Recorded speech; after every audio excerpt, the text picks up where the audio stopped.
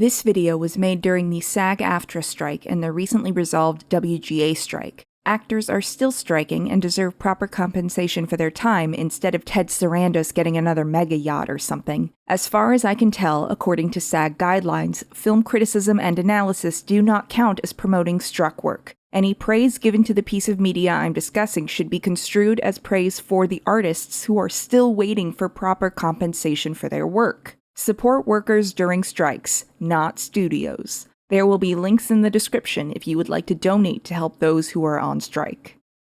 I cannot remember how I first stumbled across the Six of Crows duology by Leigh Bardugo.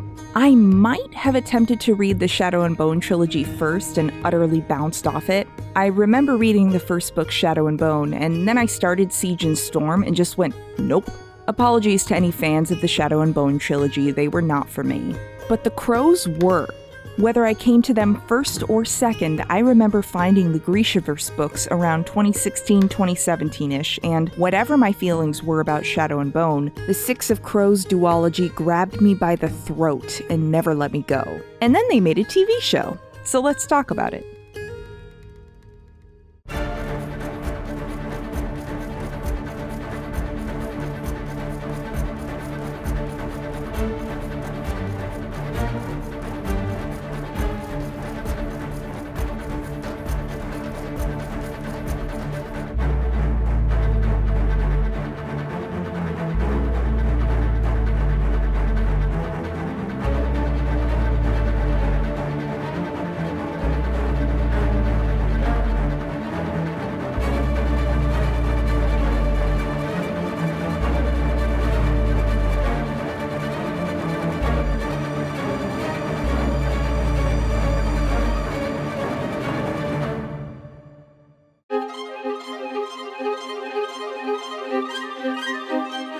Kaz Brekker didn't need a reason. These are the opening lines of the second chapter of Six of Crows, written by Leigh Bardugo. After a prologue chapter from the point of view of a character we will basically never see again, Bardugo drops us into the shady world of Ketterdam, a city on the island nation of Kerch. Here, we meet the Crows. Firstly, there is Kaz Brekker, often called Dirty Hands for the work he does and the gloves he wears constantly, causing people to theorize his hands might be permanently stained with blood or monstrous in some other way. Kaz is the second in command for a gang called the Dregs, where he's technically at the beck and call of the gang's leader, Per Haskell, an aging relic of a different time who mostly runs the gang in name only, while Kaz does all the dirty work, as it were.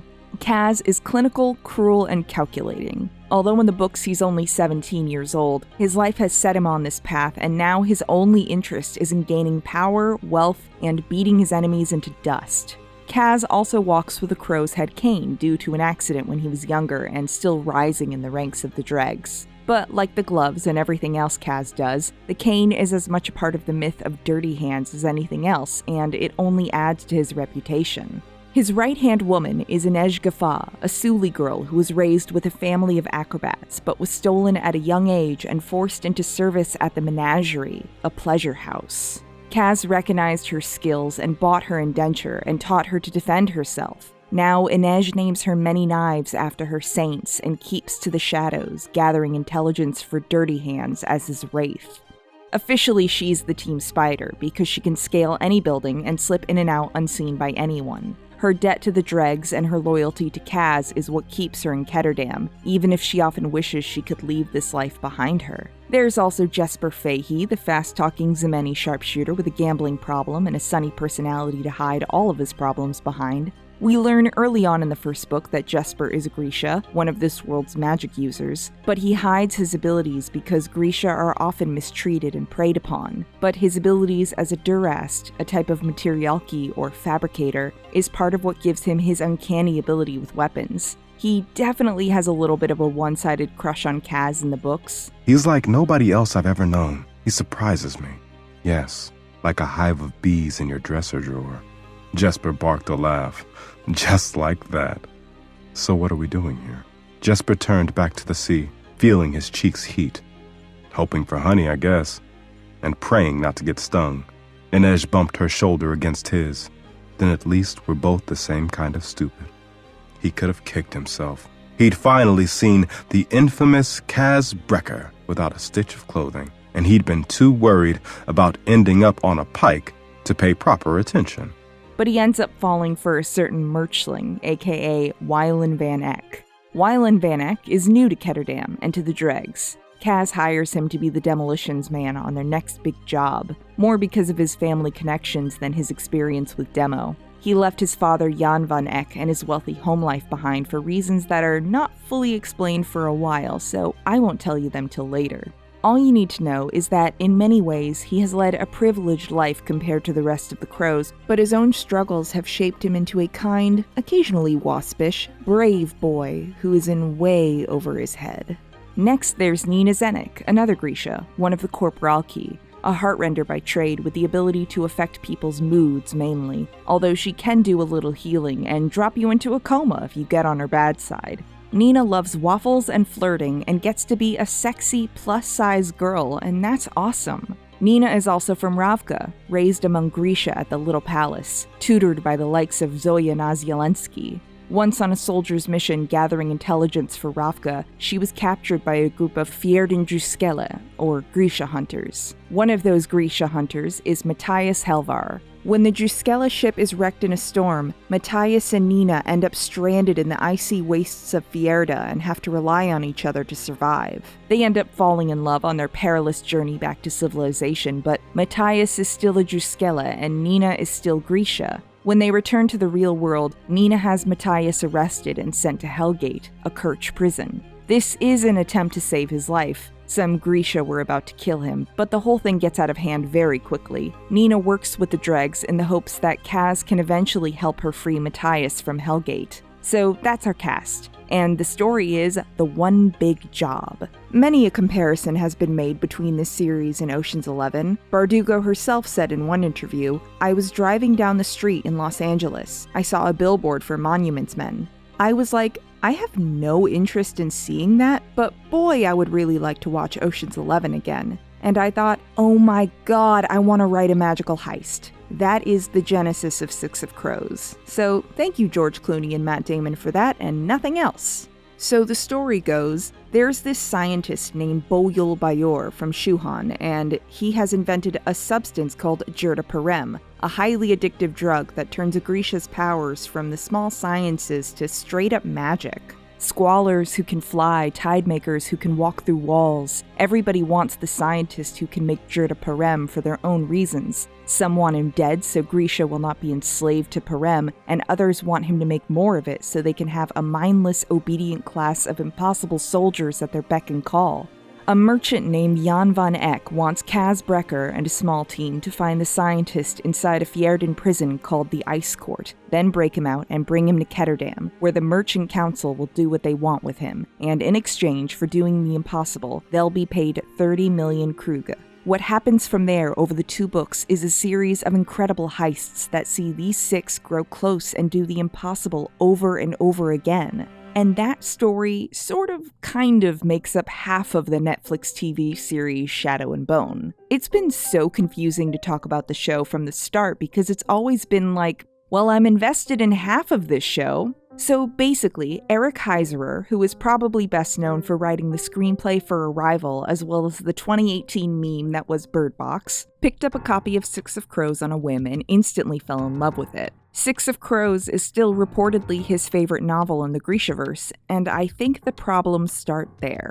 He stated in an interview with Creative Screenwriting, "In my hubris to Netflix, I said I would only consider this fully if we could include the Crows characters and develop them in their storyline along the timeline of Shadow and Bone." Now, the Six of Crows duology takes place some years after the events of the Shadow and Bone trilogy. Alina has long since brought down the fold and been made a saint to the people and presumed dead. Inej even has a knife named for Sancta Alina. And initially, when it was announced we were getting a show and it was going to do both, I was hesitant, but if you look at a map, it's not like they would have to cross the fold, now called the Unsea, to get to Fjerda, so sure, I thought maybe it could work. But instead, Season 1 largely gave us prequel content for the Crows. Not a terrible idea. I think it worked the most effectively in Season 1. In Season 2, it worked less well, with them both using up book content and coming up with a fanfic-ass plotline where the slowest acting poison ever is cured by eating butterflies. Now, rumor has it they're talking about a Six of Crows spin-off, which is what you should have done in the first place instead of burning major end-of-character arc stuff here, and I guess giving us the iconic moment where Kaz used close-up magic to escape the Darkling. He's hiding around that corner. 100% he is just hiding around that corner. He's not magic and running is painful. He's hiding around the corner and the Darkling didn't check like a total dipshit. But the show is messy. We should hire a writer to jot down our story. What would we call it? 5 of... And despite that, I actually really like the show. This is in large part due to its cast. Who would survive the fold? What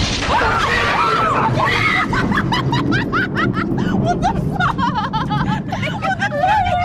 fuck? They casted these characters so perfectly. When I first saw a picture of Kaz, Jesper, and Inej, I cried because they were perfect. And not only do they look the parts, they get the parts. Freddie Carter plays Kaz, and God, he's perfect. Looks perfect, sounds perfect. In real life is as far from this stink boy as possible. Outrageous. Don't be bitter, be better. Oh, exactly. That's amazing. The only thing you might have seen Freddie Carter in before this, aside from he's somewhere in Wonder Woman and a minor character on that Pennyworth show, but he did spend years on this series called Free Reign, and his name on that show was Pin. Yes, I watched the dumb horse show. You should read it. Freddie Carter, if you read this, making all their dreams come true. I'm free on Thursday night. So just wear your blue suit and let's hang out where we can talk about Kaz Brekker, your passion for photography, or even your horse show. Amita Suman plays Inej and is just... BC, Inej can walk all over me. Oh, we can take a walk together. That'll be even better. I don't think that's what they mean. What does that mean?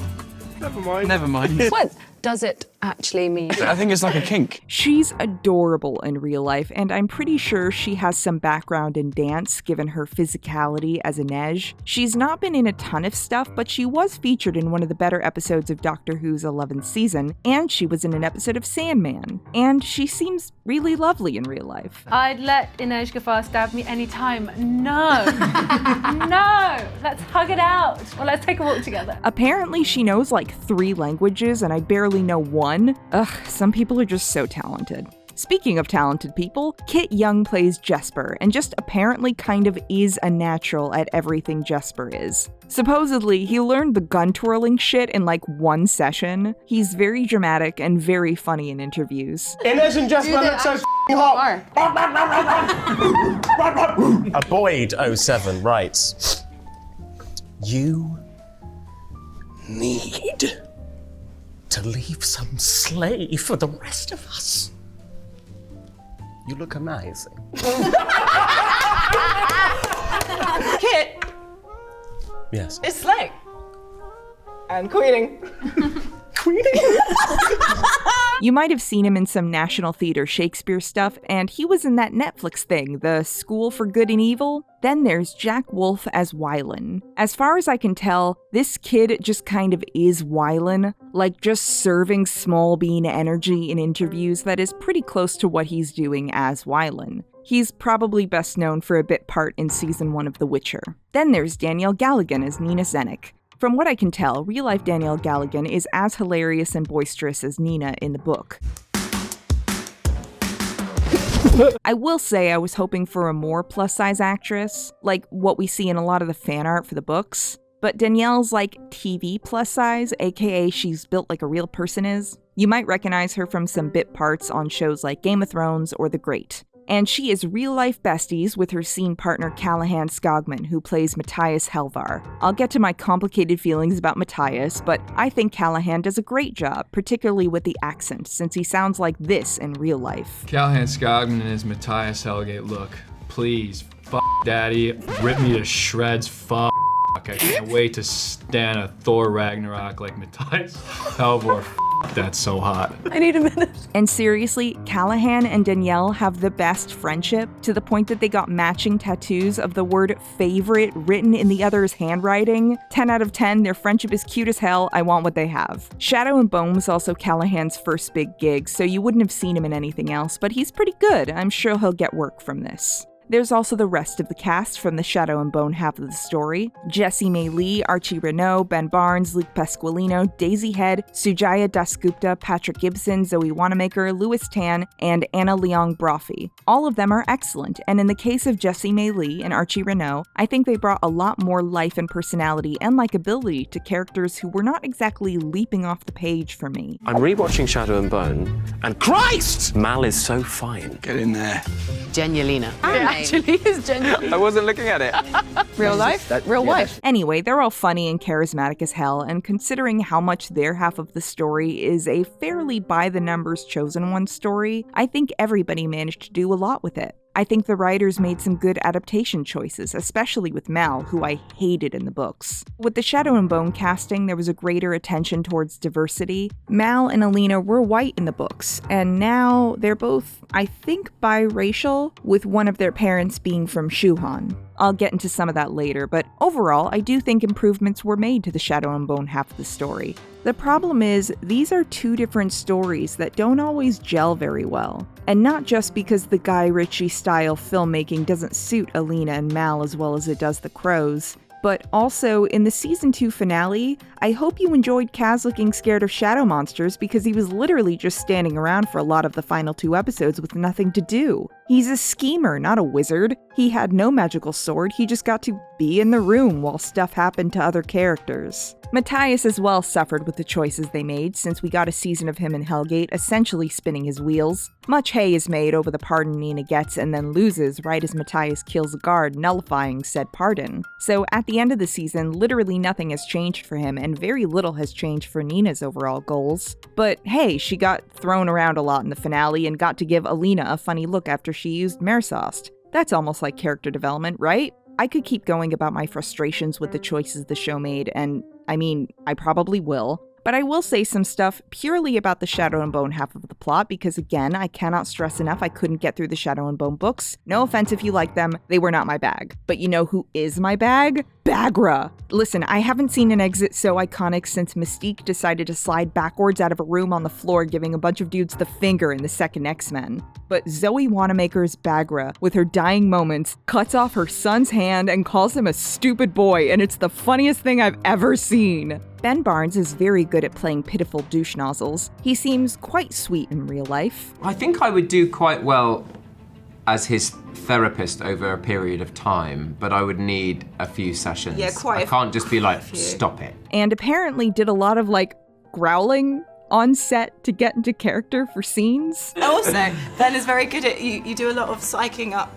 into character, Oh, that's possibly which quite is quite distracting. loud. I do a lot of grunting. You know, about rolling, I and getting accept into that. character, and suddenly from across the room I hear a But honestly, by the latter half of season 2, the Darkling just starts getting unintentionally hilarious. Like when he had his severed hand sitting on a table next to him while he threw a tantrum, I cackled.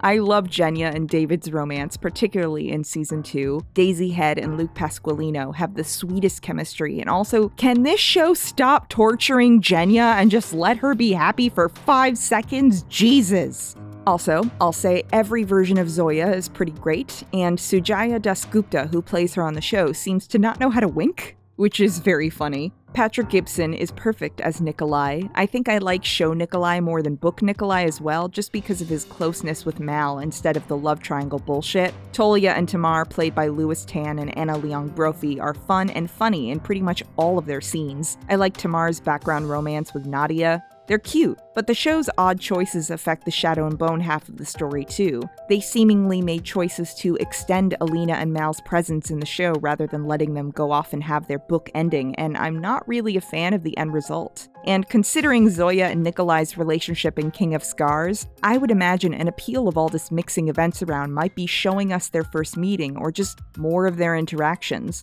The fact that they do not speak to each other once this entire season, but Zoya literally says, "I can fix him." Well, that one's a mess, but I could fix him. I mean, it's a choice. But let's redirect for now and talk about the Grishaverse.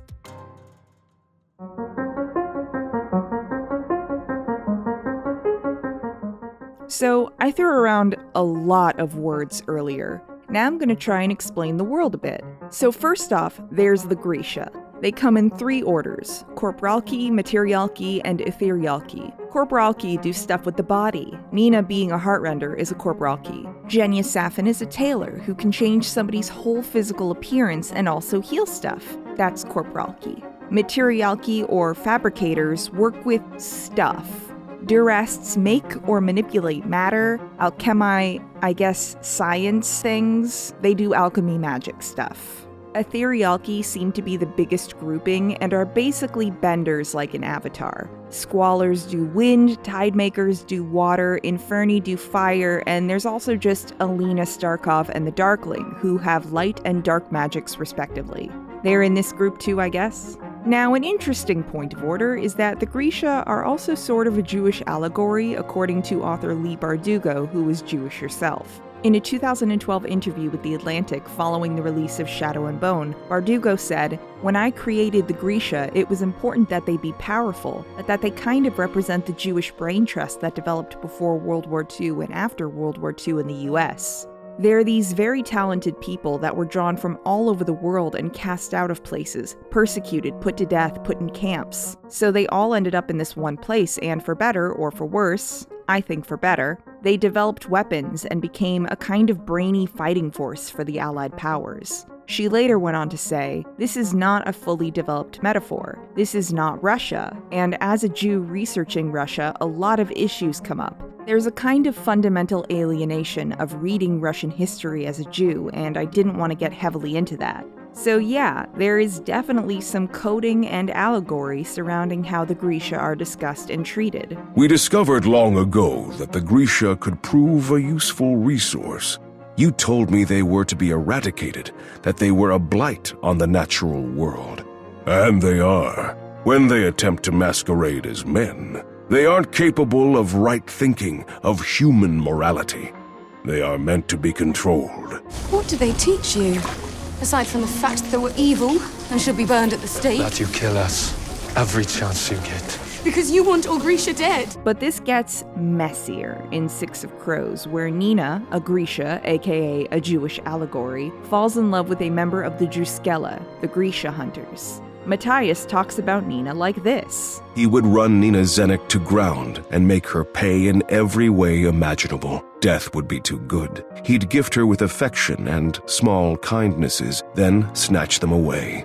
He would savor every tear she shed and replace that sweet green flower scent with the salt of her sorrow on his tongue. And the Druskella are not a one-to-one with Nazis given their Scandinavian aesthetics, but boy, reading about Matthias's horny dreams where he murders Nina, and scenes like this one. And we have files on every one of Ravka's active Grisha. I make it my business to know them all, even the ones I hope have been swallowed by the sea. I'm not saying this is a love story about a Jew falling in love with a Nazi, a trope I despise, by the way. I don't think a Jewish author would intentionally write that. But for me at least, the vibes are off. It's not quite kosher. I can't put an OU on this one if you know what I mean. Sorry to any Helnik shippers. I can ignore this more in Crooked Kingdom, where Matthias is just grouchy and helpful and not fantasizing about killing Nina all the time. Now, Matthias and the Druskella are from Fjerda, which, as previously stated, is mainly based on Scandinavia. And all the countries in this world have pretty clear and obvious real-world parallels. Like, Kerch is Britain, basically. Bardugo also said she took some influence from Amsterdam, but like a little island that looks like this, it's basically Peaky Blinders the country. Now, as far as I can tell, Kerch is the only country we visit without a monarchy. Instead, there's a merchant council. Everybody only cares about wealth. Wealth is how you get power. They literally pray to some wealth god named Gezin. So it's just like America too, I guess. Kerch also has this thing called the Comedy Brute, with characters like Mr. Crimson, the Imp, and the Lost Bride. It's a thing for tourists. People dress up as these characters, but also it's like a stage performance thing. Ravka is based on Russia. The Wandering Isles are basically Ireland/Scotland. Novia Zem is Africa, and the Suli are kind of Romani-coded. I didn't know that Zemani had such talent. She's Suli. They mainly live in Ravka, but they are a nomadic people who live in caravans and keep to themselves and sometimes are persecuted by Ravkins. It's all a bit Romani-coded. And Shuhan is influenced by China/Mongolia, according to Bardugo. But the show got a lot of discourse surrounding it for its handling of Shuhan in particular. Or, well, anti-Shu racism in Season 1. The fault looks different on mine. Maybe to get a better view from your country. She grew up here. Alina and Mal both come from a Shu background, and so the show decided to depict anti-Asian racism, and the response was pretty mixed. I'm going to link to videos from Asian creators who liked it, who hated it. One YouTuber, with Cindy, just kinda memed on it. You're gonna troll me, rice eater. Ha, you eat rice. Got him. That was a sick burn right there. There's also a whole interview with Christina Strain, the South Korean writer on the writing team, the only Asian writer for Season 1. She was an ardent defender of the choices made, at least at the time of the interview. Again, these will all be in the description. This element was dialed way back in Season 2. If that's an improvement or a detractor is up to you. I do think it gets more complicated with Asian representation as we approach the potential Six of Crows and Crooked Kingdom adaptations with Kuwei Yulbo. Kuwei is the son of the scientist who made Jurda Parem, who the crows are trying to break out of the Ice Court in Six of Crows. When they arrive at the Ice Court, they do not find Bo Yulbayor because apparently he's dead and they've got his son struggling to recreate Parem in his stead. So they take Kuwei with them, and then for plot reasons, Wylan is tailored by Agrisha to look like Kuwei, and they are unable to get him looking like himself until about halfway through Crooked Kingdom. So Wylan just looks like an Asian dude for a while, sometimes even experiencing anti-Asian racism. Wylan nearly dropped the bottle he was holding. Champagne splashed onto the floor. "I'm paying to drink it, not wear it, boy," snapped Smeet. He wiped at his trousers and muttered, "That's what comes of hiring foreigners." "He means me," Wylan realized as he backed away hurriedly. And maybe that would be less weird if A, Wylan seemed to learn anything from it, which he doesn't. Those moments just sort of make him go, huh, and reflect on his current appearance. Or B, if Kuwei was a more dynamic character. He's not horrible, he can occasionally be self-sacrificing like the rest of them, but his skill set is pretty similar to Wylan's with the chemistry stuff. Although he is a Grisha, one of the Inferni, so he can literally set stuff on fire, to go with Wylan's demolition skills. I don't know, he doesn't bring a lot to the table other than being a walking MacGuffin who is sometimes kind of annoying and gets in the way of Jesper and Wylan getting together one time when he knowingly lets Jesper kiss him, and Jesper thinks he's kissing Wylan, and then Wylan sees, and it's a mess.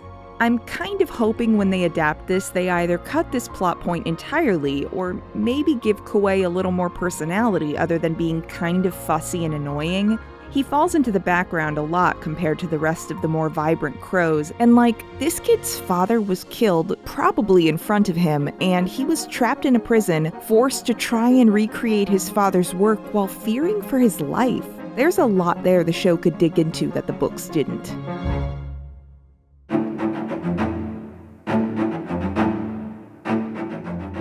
So I want to do a quick run through of the plot of Six of Crows, wave my hand at some of the show's choices a bit more, and, you know. What did your toxin trip reveal to you?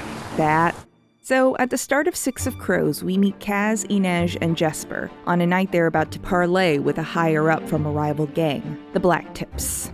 Basically, the meeting goes sideways in all the ways Kaz predicted. Their opponent, Giels, tried to buy out the Stadwatch, the city's police force. But Kaz's blackmail was a more effective deterrent, so they obey him and not Giels.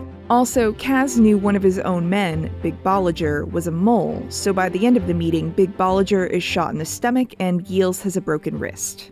Inej and Jesper were not clued into any of this in advance and are maddened by his behavior and actions throughout the night. After it all, Inej chastises him for his cruelty and lack of morals. She still believes in her saints after all, and she tells Kaz that men mock the gods until they need them. People often tease her in the books, calling these solemn observations Suli proverbs or Suli wisdom. Kaz does this mockingly, Jesper does it fondly. The show didn't often give Inej the last word in arguments with Kaz, and I missed that aspect of their relationship. I think the show shortchanges Inej in a lot of ways, despite Amita Suman's incredible performance, but I'll get to that. So that night, Kaz gets grabbed by a wealthy merchant, or mercher, as they're often called, Jan van Eck, who tells him about Jurda Parem and hires Kaz and a few of his people to go get Bol Yul-Bayor out of the Ice Court for 30 million Kruge. It's also clear throughout their interaction that Van Eck looks down on Kaz and anybody like him. Although he needs Kaz's skills, he still thinks Brecker is beneath him. So Kaz comes back to the Slat, a gambling hall run by the Dregs and a home to many of them. Kaz lives and works out of the attic, doing a lot of dull paperwork while Inej slips in and out of the window to give Kaz news or to sit and feed the crows that presumably have a nest nearby. At the Slat, Kaz has to do a little groveling, saying all the right words to get Per Haskell to agree to the job, although it will cost him nothing other than his most useful operators for a few weeks. Kaz then speaks to Inej, telling her she can choose not to do this job, but the money would pay off her debt to the Dregs and Per Haskell. There's $4 million in it for each of them after Haskell's cut. Kaz then goes and gets Nina involved. She's been trying to get Kaz to help her free Matthias from Hellgate, and now Matthias's insider knowledge of the Ice Court makes him a useful asset. Jesper is of course drawn in by the wealth and how much trouble he could get into with 4 million Kruge. Also, he has some serious debts to pay off. And Wylan is brought in to do demo, and seems willing to do it just for the chance to prove his worth. So Kaz, Nina, Inej, and Jesper, with a little help from Wylan, break Matthias out of Hellgate. It's another cool sequence where Kaz gets to be a smug little asshole, but also Matthias really wants to kill Nina. He tries to strangle her at the first opportunity and only agrees to help under duress and the promise of a pardon that would let him rejoin the Druskella. So from there, they spend ages plotting out the intricacies of the Ice Court, the security system, what each ringing of the bells means, all of that stuff. Wylan keeps Matthias honest, since apparently he went to the Ice Court once with his dad. We went to an embassy dinner. I can help with the plans. See that?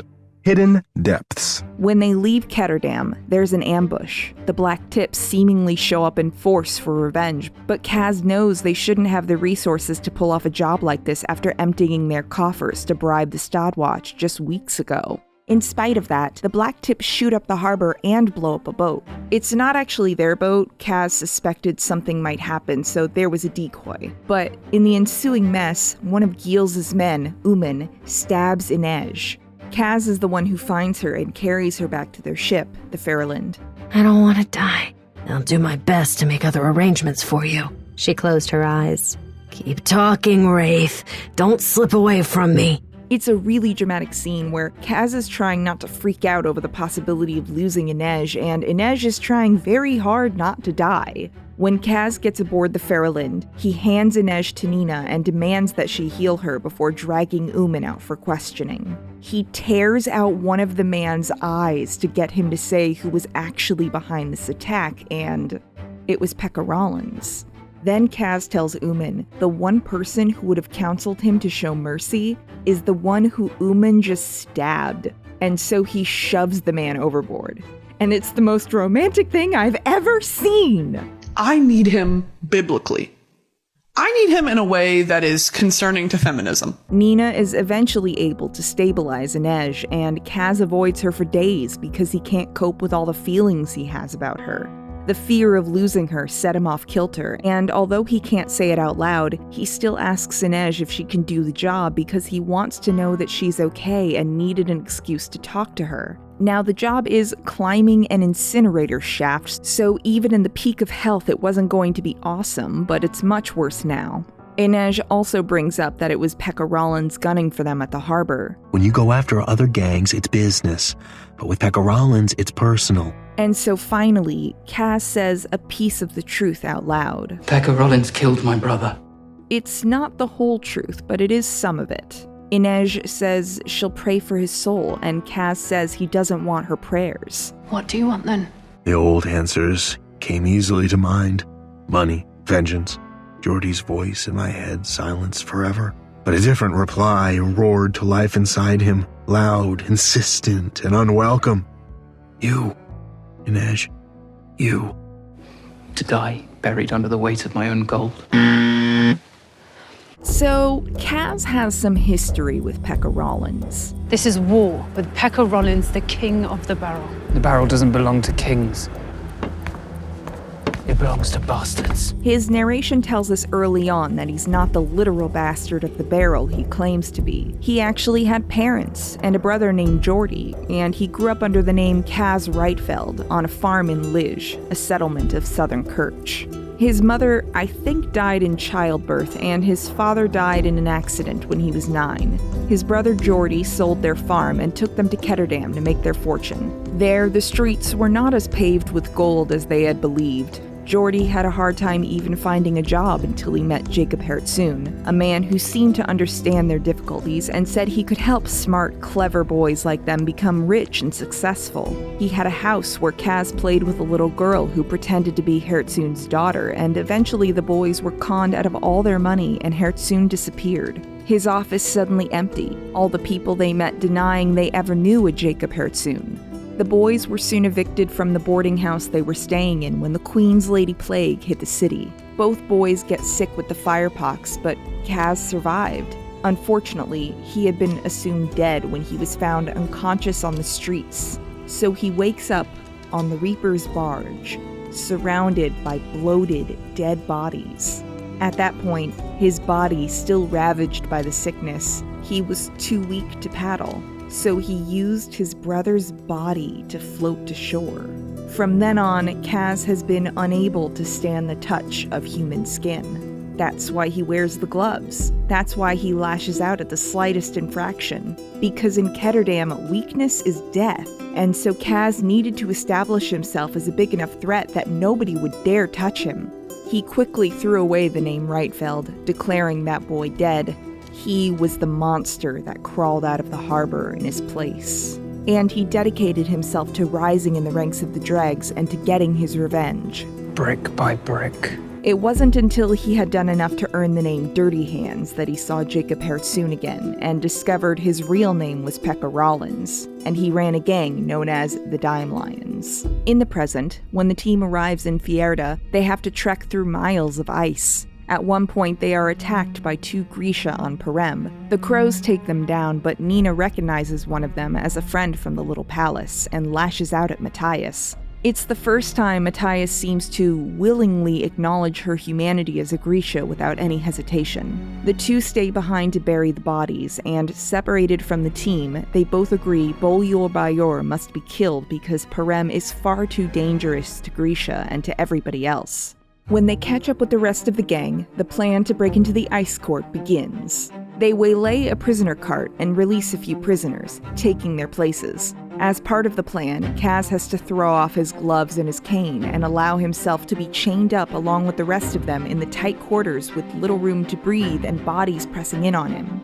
Inej sees him panicking and tries to help, but it's not a good time. Inej could tell Kaz's breathing had gotten worse. Shallow, rapid pants like an animal caught in a trap.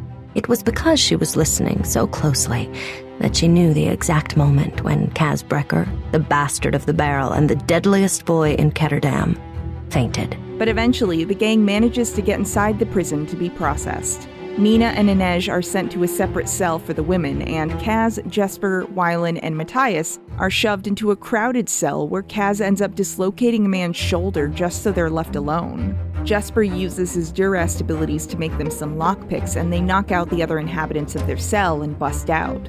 Kaz and Nina search the floors for Bolyor Bayor, and Inej makes the climb. Kaz takes a side trip he shouldn't have and finds Pekka Rollins in one of the cells, and rather than kill him there, he actually lets the man escape. I owe you, Brecker, Rollins had said as the boy exited his cell. Don't worry, Rollins. You'll pay. He shows up to the meeting point late, and it starts to throw off the whole plan. Kaz only tells the others he went looking for Pekka Rollins, but lies about finding him. Meanwhile, Nina has to try and heal Inej. She survived the climb, but her feet are so messed up, the rubber of her shoes is burned into her skin. And it's Inej who has the idea of how they can get into White Island, where Bo Yul Bayor must be. Inej says her and Nina can enter as members of the Menagerie, who are arriving now as guests to White Island for the Fjerdan celebration of Hrinkala.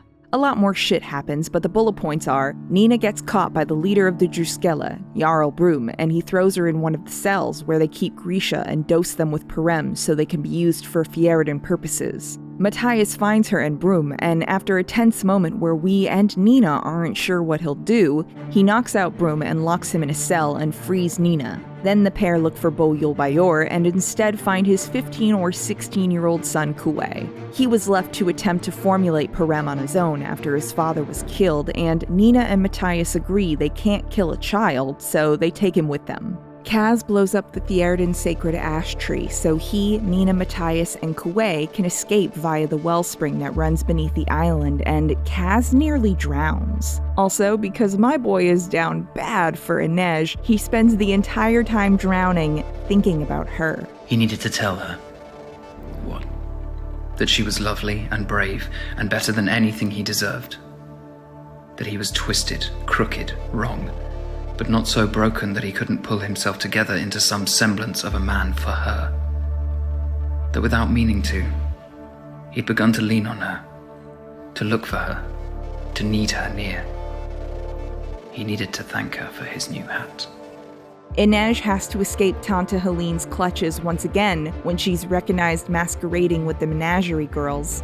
Then Inej, Jesper, and Wylan steal a tank, and it rules. When Nina looked at Kaz, she couldn't quite believe her eyes. Kaz Brecker was grinning like an idiot. But when they're cornered with nowhere to run, Nina takes Perem, briefly getting godlike powers to incapacitate all the Druskella in order to help their escape. On the way back to Ketterdam, Kaz and Inej have a conversation about armor, and Wylan privately explains to Kaz that his father is a piece of shit who thinks he's a simpleton due to his dyslexia, and the sad letters he was writing Wylan were actually a form of mockery since Wylan couldn't read them. Basically, Jan van Eyck sucks and would happily kill his son if it benefited him, and we know that because we later learn as he was leaving his home, his father paid to have him killed, and Wylan barely escaped with his life. So Kaz decided to test this, also giving them a bargaining chip in case the handoff of Kuwei went poorly. With Nina still having super Grisha powers from Perem, she tailors Wylan to look like Kuwei. Many nights on the journey back, Wylan, looking like Kuwei, silently stands beside Jesper on the deck of the ship, and Jesper has no idea it's him. As for Kaz's big plan to bring Wylan as a decoy for Kuwei and all of his backup plans to keep it all from going to shit, well, to shit it went. Jan van Eyck indeed tries to pull a fast one as soon as they arrive at the meeting point on an island near Kerch called Velgaluk. He has Perem-powered Grisha show up to hold them hostage and basically blows up the Feralind. Now, Kaz had planned for that. Kuwei and Nina were already taken off their ship the night before. Jesper was not told about any of this and thinks Wylan and Nina just died when the ship blew up and gets pretty upset. He killed them, Jesper said, face contorted. He killed Wylan and Nina. Once the truth is revealed, Wylan gets a brief moment to shit-talk his father. It can't be. Wylan walked to Kaz's side. Maybe you can pray to Gazen for understanding, father. But with the real prize far away, Jan van Eyck takes the money and sicks the Grisha on them. He says, "Kill everyone but Brecker." And then Kaz looks at Inej. In a panicked moment, knowing his mistake instantly, Van Eyck sees and has the Grisha knock out Inej and carry her away. They are given 1 week to deliver Kuwei or Inej will suffer for it, and then he leaves. For a moment, the boys just argue. Jesper is upset nobody told him about Wylan. Nina might not be able to put you back, you know. You could be stuck like this. Why does it matter? I don't know, Jesper said angrily. Maybe I liked your stupid face. And Kaz is furious because Jesper was the one who leaked the info of this job to Pekka Rollins, leading to the ambush when they left Ketterdam. He didn't mean to, that wasn't his intention. He was simply trying to talk his way out with the debtors who had him cornered. But when he promised he would soon have untold riches, Pekka figured out the rest. Wylan and Matthias are just frustrated and they bicker until Matthias, of all people, gets them to shut up and calm down. And Kaz says he'll invent a new trick. One Van Eck will never forget. Dirty Hands had come to see the rough work done. In the final chapter, the 5 of them go to see Pekka for a loan. Kaz is calling in his favor. He wants 200,000 Kruga, and in exchange, he will give Pekka his shares of the Crow Club and Fifth Harbor. When I come for Van Eck, I won't just take what's mine. I'll carve his life hollow. I'll burn his name from the ledger. There will be nothing left. And now, looking at that, a story that mostly has not been adapted yet in the show, we start to see the cracks in the show's approach to the Crows. It's not all bad, of course. Nina and Matthias' backstory is given a lot of real estate in Season 1. Inej also has a brother now. He was taken and sold when she was, so in the show, she's looking for him and her parents. But instead of either writing entirely new prequel content to kill time until we get to their books, or just doing their book storylines, the showrunner opted to do both, and the result is maddening. If you are just a viewer of the show, you might wonder why Kaz is so hung up on the gangs in Season 2 before he hurriedly sort of swipes the dregs so they can, I presume, participate in his plan off-screen. I guess they're around. And this uses up one of the coolest Crooked Kingdom scenes in the process, and a show viewer might be confused by this. Like, the story that would have been great to see would have been Kaz's rise within the dregs, the work he did for Per Haskell, and the political machinations of Ketterdam's crime scene. Also, we could have had the scene where he first met Inej at the menagerie and freed her. It's a scene we only get a few flashes of. Inej was able to sneak up on him despite the fact that she was wearing bells on her ankles. And she said, "I can help you." I think that scene would be amazing to see. And I really would have preferred to see Jesper and Wylan meeting for the first time instead of them apparently having met and had sex prior to the show off-screen. I liked the slow burn we got in the books, where for the whole first book, they constantly are just like, he's like so interesting, but I don't like him, except maybe I do. But it does sound like the writers have been worried about the show being canceled for a while, and were maybe afraid they would never get the chance to show their romance. I will say the show's take on the scene where Kaz talks about crows in Season 1 is a good little taster of Kaz and Inej's relationship in a nutshell. Crows remember human faces. They remember the people who feed them. They also remember those who are kind. They tell each other who to look after and who to watch out for. No saint ever watched over me, not like you have. And I am a big fan of Milo the goat.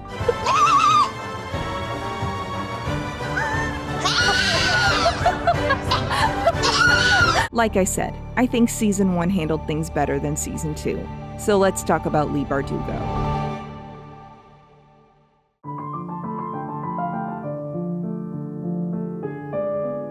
So, Leigh Bardugo is an interesting writer to me, largely in part because she seems pretty self-aware of her flaws as an up-and-coming writer. Her first books were the Shadow and Bone series, and she herself has looked back on them as maybe not her best work. She said in one NPR interview, "Shadow and Bone was my first book, and I think I was unconsciously echoing a lot of the fantasy that I had grown up with, which sets a kind of default for straight white characters, and that's something I've tried to improve on as I write, to write more authentically and reflect the people around me and the world around me more realistically, and I said to Eric Heiserer, you guys can do this better than I did." Bardugo also deals with something called osteochondrosis, which is often called bone death. Basically, a painful disorder that can make bones deteriorate and make movement increasingly difficult. So she uses a cane. And that was some of the inspiration behind Kaz Brekker, but put a pin in that for later. Also, Leigh Bardugo was born in Jerusalem. And if hearing that is sending you to your keyboards, then check out this utterly inoffensive statement she made and people's reactions to it. It's interesting how quiet most people are about Leigh being a Zionist and acting like nothing happened. What the fuck? She's a Zionist? I hate it here. Someone asked her if she's a Zionist. This is her answer, apparently. You're right. Israel has some big issues on the table. So does Russia and Turkey and Venezuela and the US.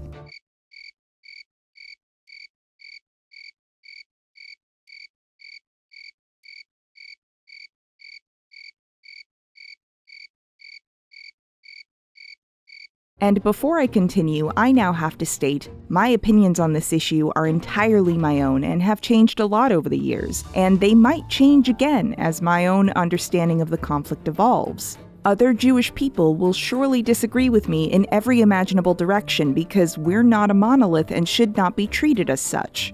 Also, I can't possibly unpack Israel's entire thorny, complicated history in a Six of Crows video, but if I just said she was born in Israel and walked away, some of y'all would immediately make some assumptions about her, so here we are. Give me about 10 minutes. You can skip this chapter on a rewatch if you like, but just please actually listen before you type out those comments. So, what the Israeli government is doing to the Palestinian people is horrendous and getting worse. It's bad, and I will never say otherwise. Neither would Leigh Bardugo, by the way.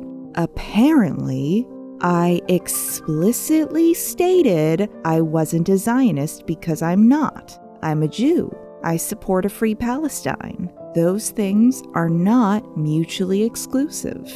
By the way, the Israeli government is not only horrendous to Palestinians, but to its own citizens. Yemeni Jews have experienced class disparity when they were forced to flee Yemen and come to Israel in the 1950s. Many Yemeni Jews claim their children were stolen by the Israeli government and put up for adoption, and the government only began addressing these claims and declassifying documents in 2018.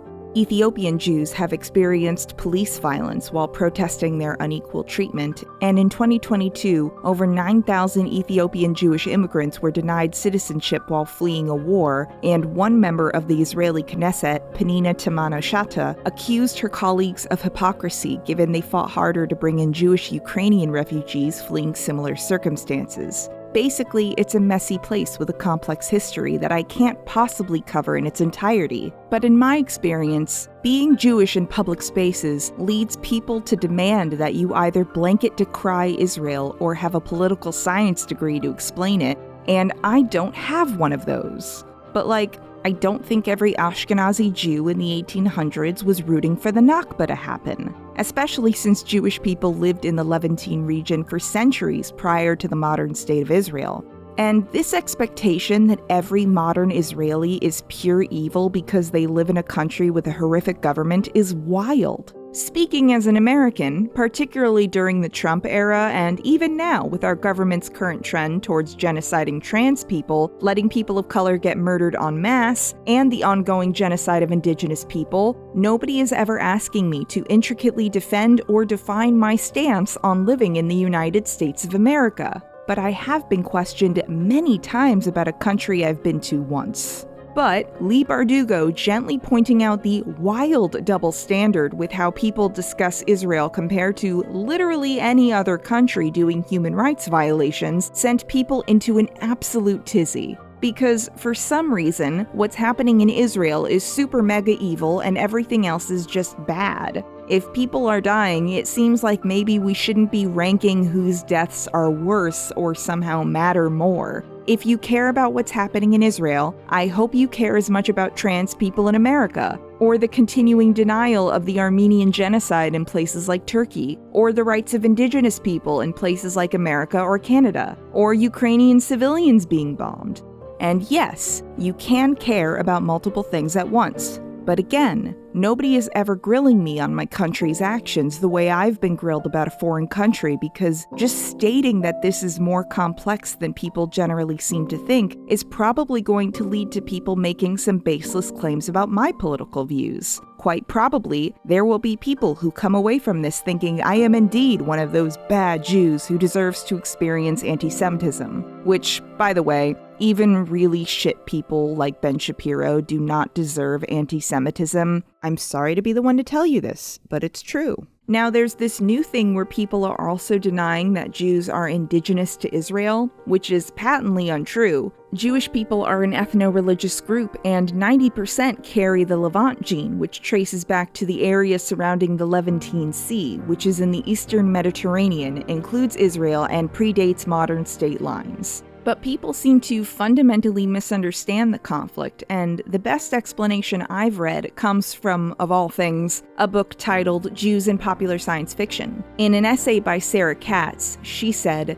"The tendency of many Israeli founders to bring along the colonial baggage of their former diaspora host cultures led to many of the later accusations of Jews as oppressors in the Jewish state." Indeed, while overall few Jews ended up remaining in Europe and even the surrounding Middle East following the founding of Israel and increased immigration opportunities to the United States, the collective trauma of colonization, oppression, and pogroms has left a stain on modern Israeli ethos. Basically, the Israeli government is enacting the scars of violence and colonialism on another population, and that really sucks. And the Jewish diaspora is still raised to recognize our biblical homeland of Eretz Yisrael. I went on a birthright trip when I was 18, and while there was definitely some propaganda on that trip, I'm glad I got to see the Kotel once. It's still the place of my ancestors. I do think a lot about that bit from Thor Ragnarok, where they said, Asgard isn't a place, it's a people. And that is something Jewish people may have to come to terms with one day, willingly or not. We may need to grapple with being more than a place, even a sacred one. Of course, I think in an ideal world, everybody would get to keep their homes, call it a two-state solution or whatever, but I'm not out here advocating that we create 7 million Jewish refugees in order to make a free Palestine. Just nobody should be kicked out of their homes, Jewish people or Palestinian people. That's my I don't have a political science degree take. Also, Gentiles should allow diaspora Jews the space to have complicated feelings about our ancestral homeland instead of forcing us to submit to purity tests to prove we're the right kind of Jews. And on a similar note, what does spray painting the words "Fuck Israel, Free Palestine" on a synagogue in California do in a material way to help Palestinian people? I ask because I showed this exact image in a video with text that simply asked people to not vandalize synagogues, and I got a lot of responses from people who seemingly saw the graffiti and were upset when I said, please don't do that. If you want to help Palestinian people, maybe volunteer with or donate to organizations that are helping Palestinians. What are you accomplishing in a real and meaningful way by going into the comment sections of videos about the Holocaust to yell "Free Palestine" at people discussing their generational trauma? I'm Jewish. My mother's family is from a small town in Komolensky Oblast, Ukraine. This has been a trying year. Thank you for this video and for reminding me that Jews are allowed to talk about our history, even in relation to current events, because it is related and it's not attention-seeking to do so. I feel like other people are allowed to throw around Nazis and the Holocaust when talking about it, but if I say I'm Jewish and talk about my family's history there, I'm told that Jews are always trying to make it about us. It is so incredibly frustrating. Free Palestine! Shut up, Free Palestine. The number of people who responded to earnest attempts to discuss this history through a Jewish lens with some variation of, isn't it ironic because Israel? As if every Jewish person on the planet is somehow responsible, or possibly as if every Holocaust survivor is somehow responsible, and that's just the mild comments. Huh! The irony of the Holocaust were the victims because the perpetrators, the worst kind, survived. And all the good people died pointlessly. Now they are doing to other people that they have done to them. How can you then say, as part of a religious group, to be the chosen one, to colonize a country and suppress the people of another religious schism, also from Abraham, already living there? If you ever need to prove that God has a sense of humor, there's your sign. If being genocided doesn't change your DNA to make you less capable of genocide, what's the point caring about Jewish travails, or the Irish, or the Apache for that matter? Final summary. If you mix the theories of Thomas Malthus, 1766 to 1834, economist, fear of overpopulation, Francis Galton, 1822 to 1922, The more you insist the Holocaust has to be taken seriously, and the less and less anti-Semitic violence year to year since the Holocaust, the self-seriousness is gonna become more and more laughable.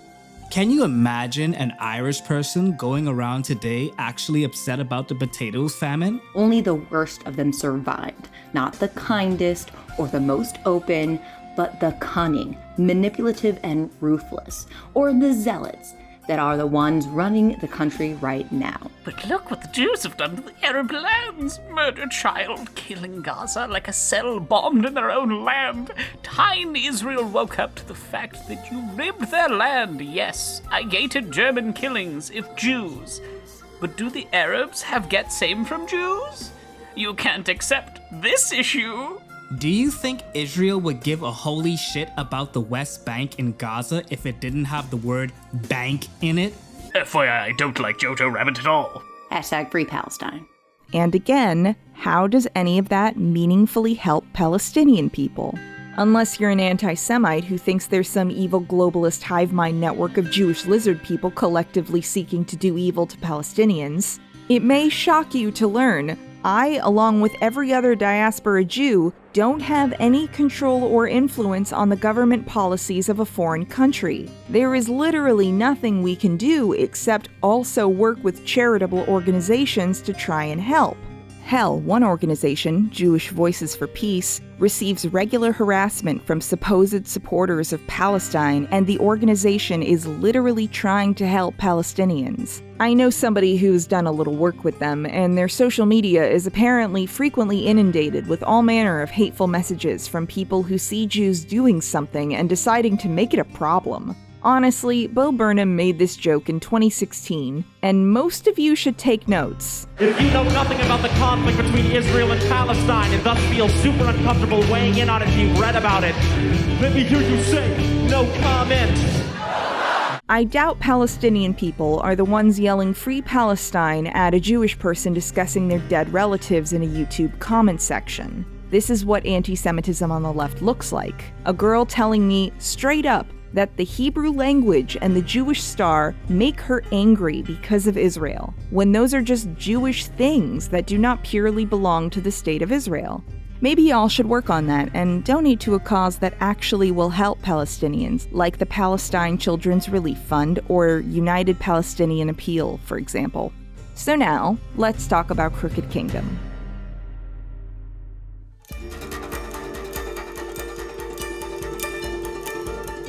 So the first half of Crooked Kingdom is largely focused on the Crows trying to get Inej back while simultaneously getting their money from Van Eck, and Kaz is still scheming about Pekka Rollins.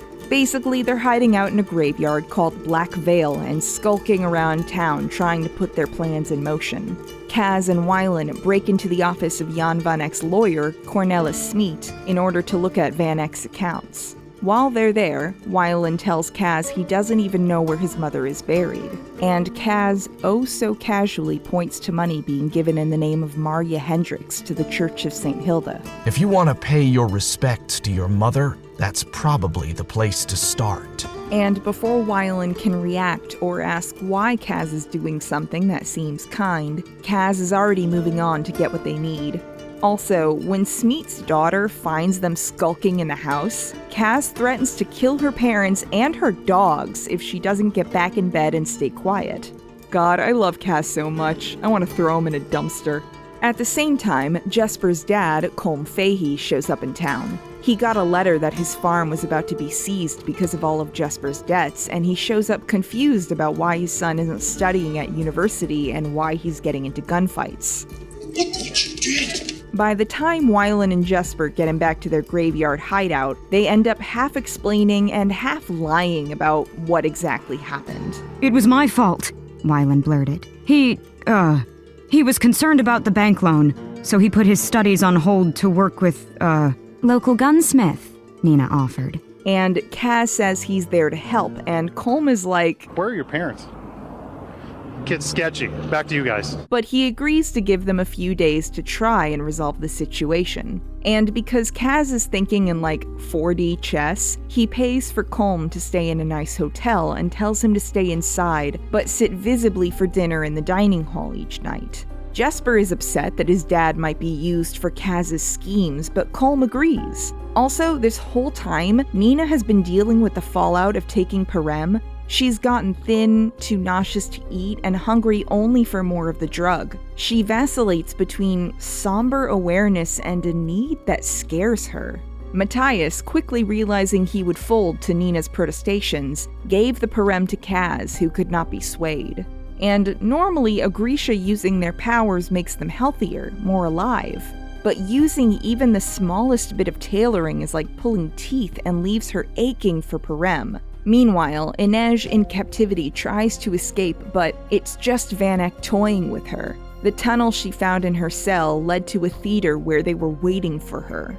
A big man threatens to break her legs with a steel mallet. "He'll never trade if you break me," she screamed, the words tearing loose from some deep place inside her. "I'll be no use to him anymore."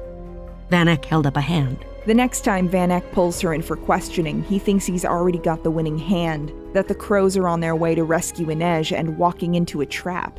In actual fact, they went to kidnap Vanek's pregnant young wife, Elise, forcing Vanek to trade hostage for hostage. "Brecker thinks we're playing a game, does he? She is my wife." Inej laughed even harder. "And you were foolish enough to tell Kaz all of that on Velgaluk." So Vanek is forced to come to the Godmed Bridge to trade Inej for his wife, who, by the way, was the most annoying hostage ever.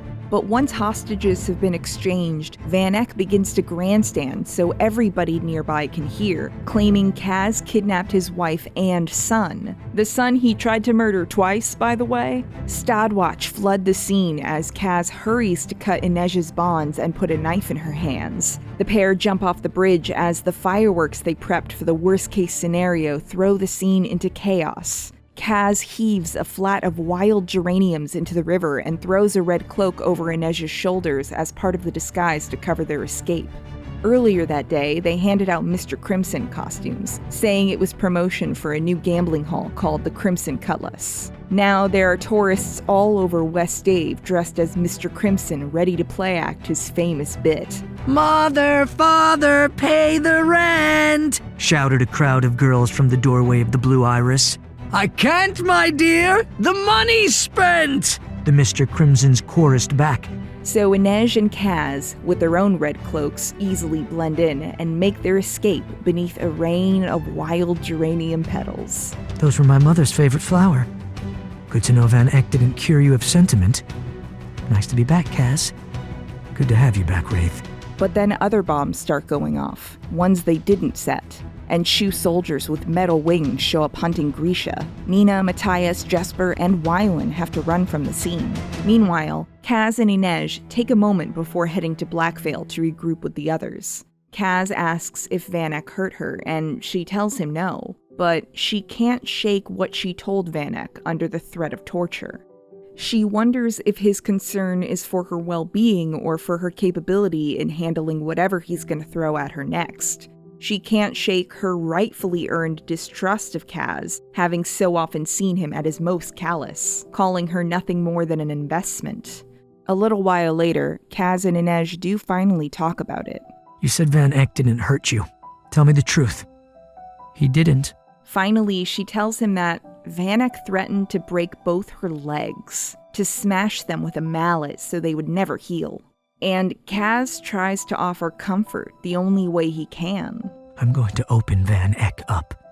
I'm going to give him a wound that can't be sewn shut, that he'll never recover from." And Inej finally tells him the truth, that she didn't know if he would come for her. "He was going to break my legs. Would you have come for me then, Kaz? When I couldn't scale a wall or walk a tightrope? When I wasn't the Wraith anymore?" And Kaz knows that the cold, calculating dirty hands who can get them out of this alive should say no. But he tells her, I would have come for you.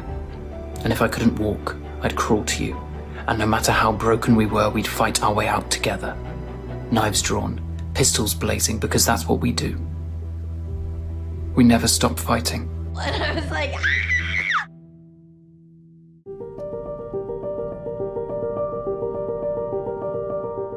So, any book readers might have noticed I didn't talk about the scene at the end of Six of Crows between Kaz and Inej. On the boat back to Ketterdam, they discuss what they'll do with the money and their dreams for the future. Inej wants to get a ship and hunt down slavers. Kaz says he simply plans to get more money and settle more scores. What will you do when there's no more blood to shed or vengeance to take? There's always more.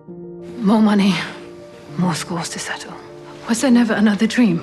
He doesn't answer her, but as she turns to go, he asks her to stay in Ketterdam with him. And what would be the point? I want you to. I want you. And how will you have me, Kaz? He looked at her then, eyes fierce, mouth set. It was the face he wore when he was fighting. How will you have me? Fully clothed, gloves on, your head turned away so our lips can never touch? The way the scene plays out in the book, she's asking for a sign that he's willing to make himself vulnerable for her, as she's willing to be vulnerable for him. But also, I don't think she's literally asking him to make out with her right at that moment, because Kaz and Inej are kind of ace. Not textually, not in the way that's been most portrayed, where the character awkwardly explains to the audience what asexuality is. I'm not gay.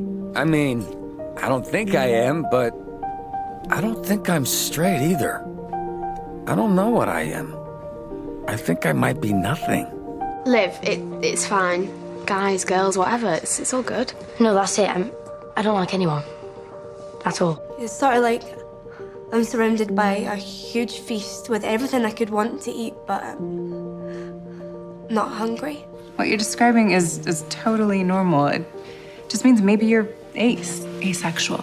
People who identify as ace have little or no interest in sex, but many of them still want to be in relationships. But Kaz and Inej just kind of are ace. The most they ever do in the books is hold hands, and in one very charged scene, Kaz kisses Inej's neck.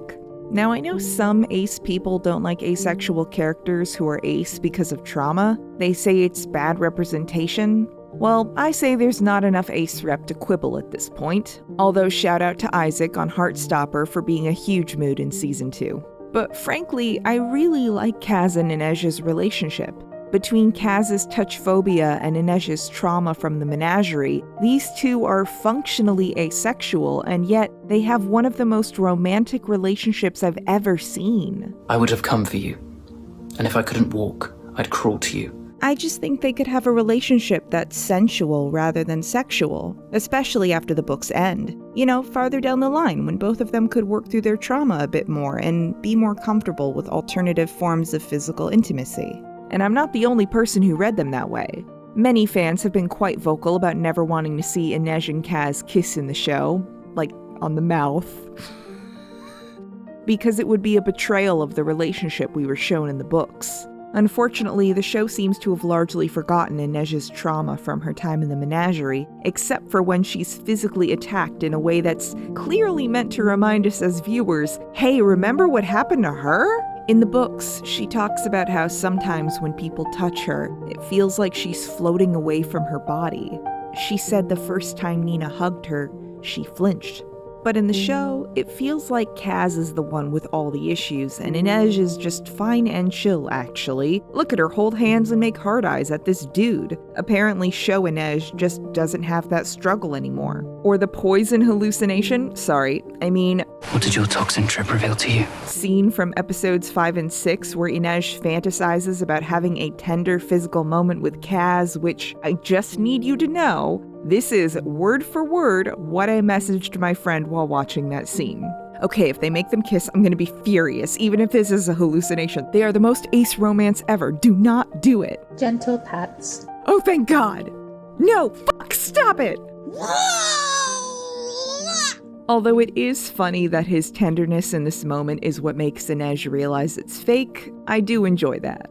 It's hard to know if this issue arises because it's something the writers plan to talk about later, or if it just got lost in the shuffle when they decided to basically take elements from both books and throw them in a blender with a bunch of fanfic. But the without armor scene that we get in the show inexplicably feels like Inej is criticizing Kaz for being ace. And how will you have me? Gloves on, not fully clothed. Your head turned, so our lips never touch. I can't explain it. The lines are the same. I will have you. Without your arm, I guess, Brecca.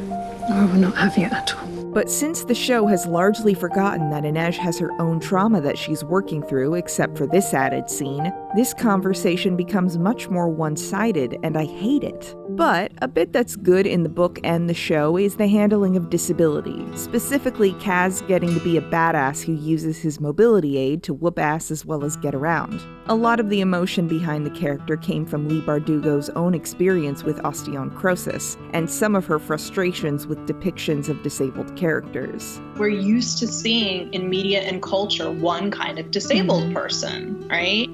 The tragic person in the wheelchair, you know, the old man with the cane. We're not used to seeing young people with mobility aids. It's just not something you see ever. And so people don't know how to parse it, and I think we have to sort of make peace with how to parse it. And my experience is usually either somebody says, well, you don't look like you need a cane, or like they think that it's just for style, you know? I'm like, oh. Or something that has happened to me only a couple of times, but was incredibly uncomfortable. I was in an airport, and a well-meaning woman said, you know, do you need a chair? And I said, no, you know, I think I'll be all right. And she was like, I think you really need a chair. And I was like, lady, like, I'm a grown woman, and I need you to respect my authority here and my autonomy, and not, you know, try to mother me at this moment and just let me make my choice. And if I regret it, I regret it, you know? And most of the disabled folk I've spoken to about Kaz say they love him. One friend I spoke to said it's cool AF to see characters on screen who can whip ass while using devices.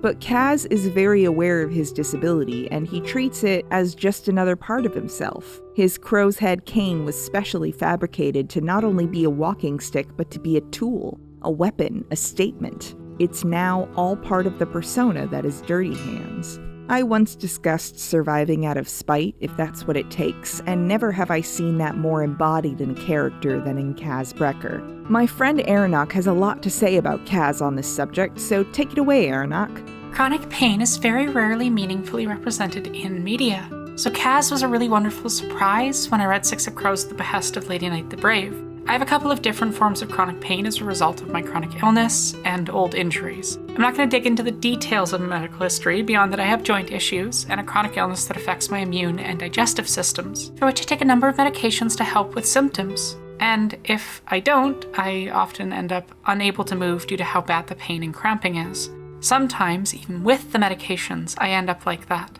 Every day I wake up and have to make constant decisions about what I can and can't do based on the ever-shifting nature of my body. Each action I take becomes part of an ongoing equation that I, and Kaz, have to do. In disability spaces, there's even codified terms and systems people use to discuss this. The one you most likely have heard of is spoons. Spoon theory came from Christine Miserandino, who lives with lupus and was trying to explain how chronically ill people have a limited and shifting amount of energy to deal with tasks to a friend of hers, and all she had nearby was spoons.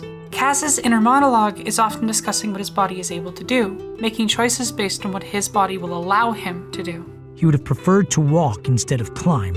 Hell, he'd have preferred to be driven there in a carriage and four. But if he tried to make it through the barrel on the streets, he'd be captured before he got anywhere near the slat. At one point, she tapped the map. This way is faster, but it's steeper.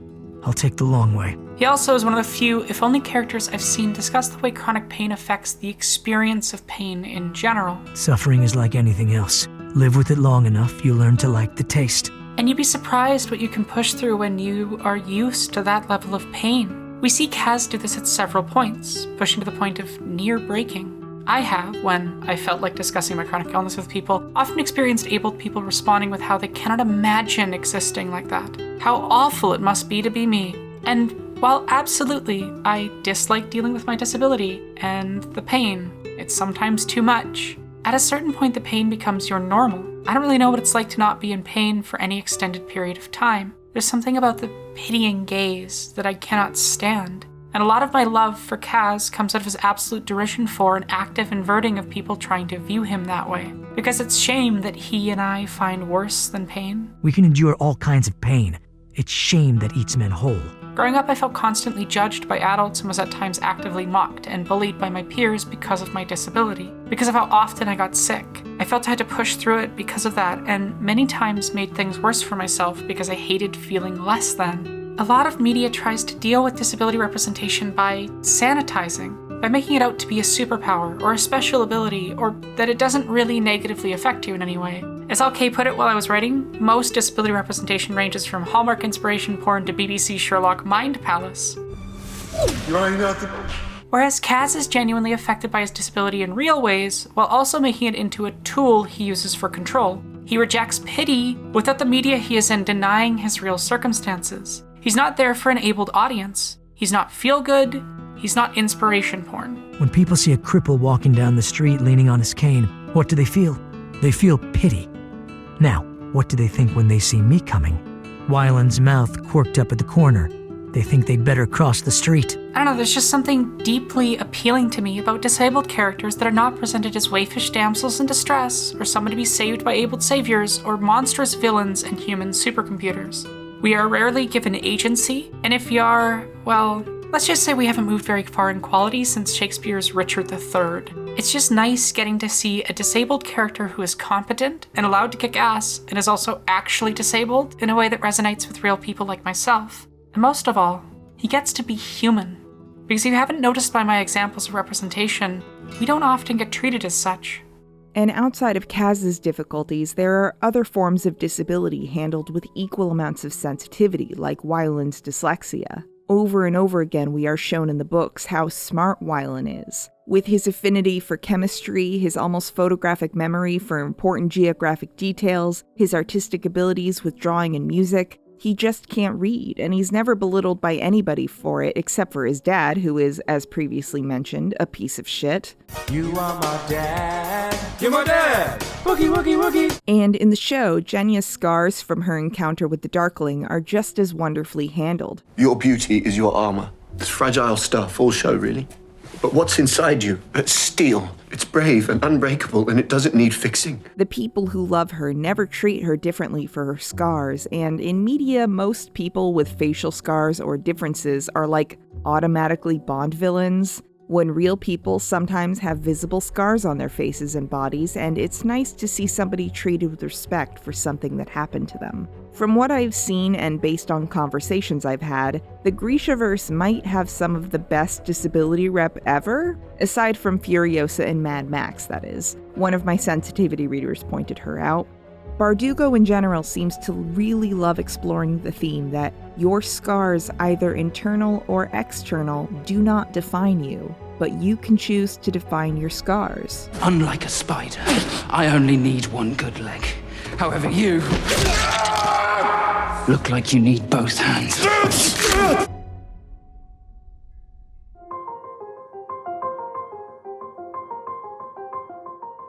Now, before I finish screaming about Crooked Kingdom, I do just need to tell you the audiobooks for this duology are kind of wild. Like, I can find nothing online about how audiobooks are generally produced or how this one was produced. I just know the names of the voice actors, and that is it. But, okay, so each chapter in these books is told from a different character's perspective.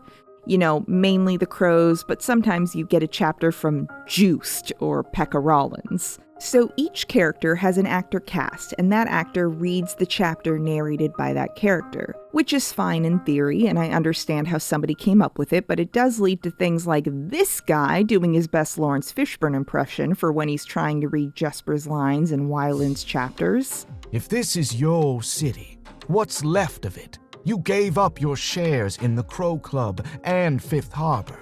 You don't have a gang anymore.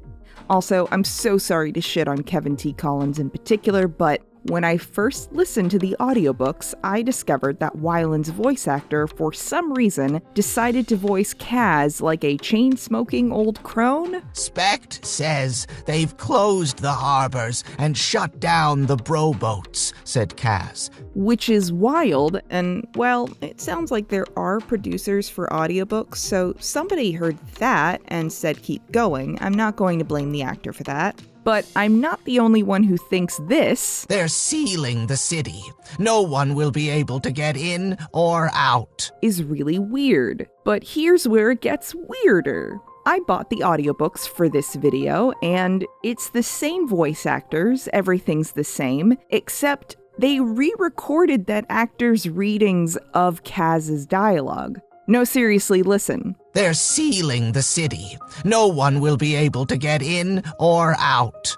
Ketterdam won't stand for that, said Inej. People will riot. They're sealing the city. No one will be able to get in or out. Ketterdam won't stand for that, said Inej. People will riot. If anybody knows what went on in the production of these audiobooks, please, please, please tell me. But the point is, they could have handled this the way, for instance, a full cast audio recording does. Basically, there's a narrator voice, but each character is voiced by their own actor, and that's that.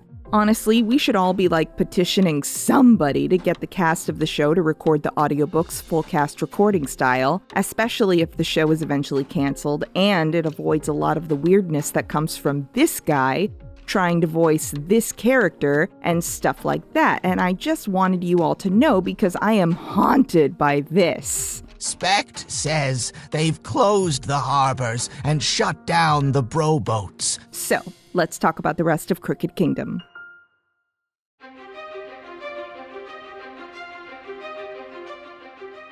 Once Inej reunites with the rest of the gang, who are deeply pleased to see her in one piece, it's time to formulate a new plan. Those explosions that they didn't set actually hurt people, and they're quickly blamed for it, with the Stadwatch showing up in force to hunt them down. But of course, Kaz has a plan to get their just desserts, both from Van Eck and Rollins. The next stage of the plan involves, of all things, sugar.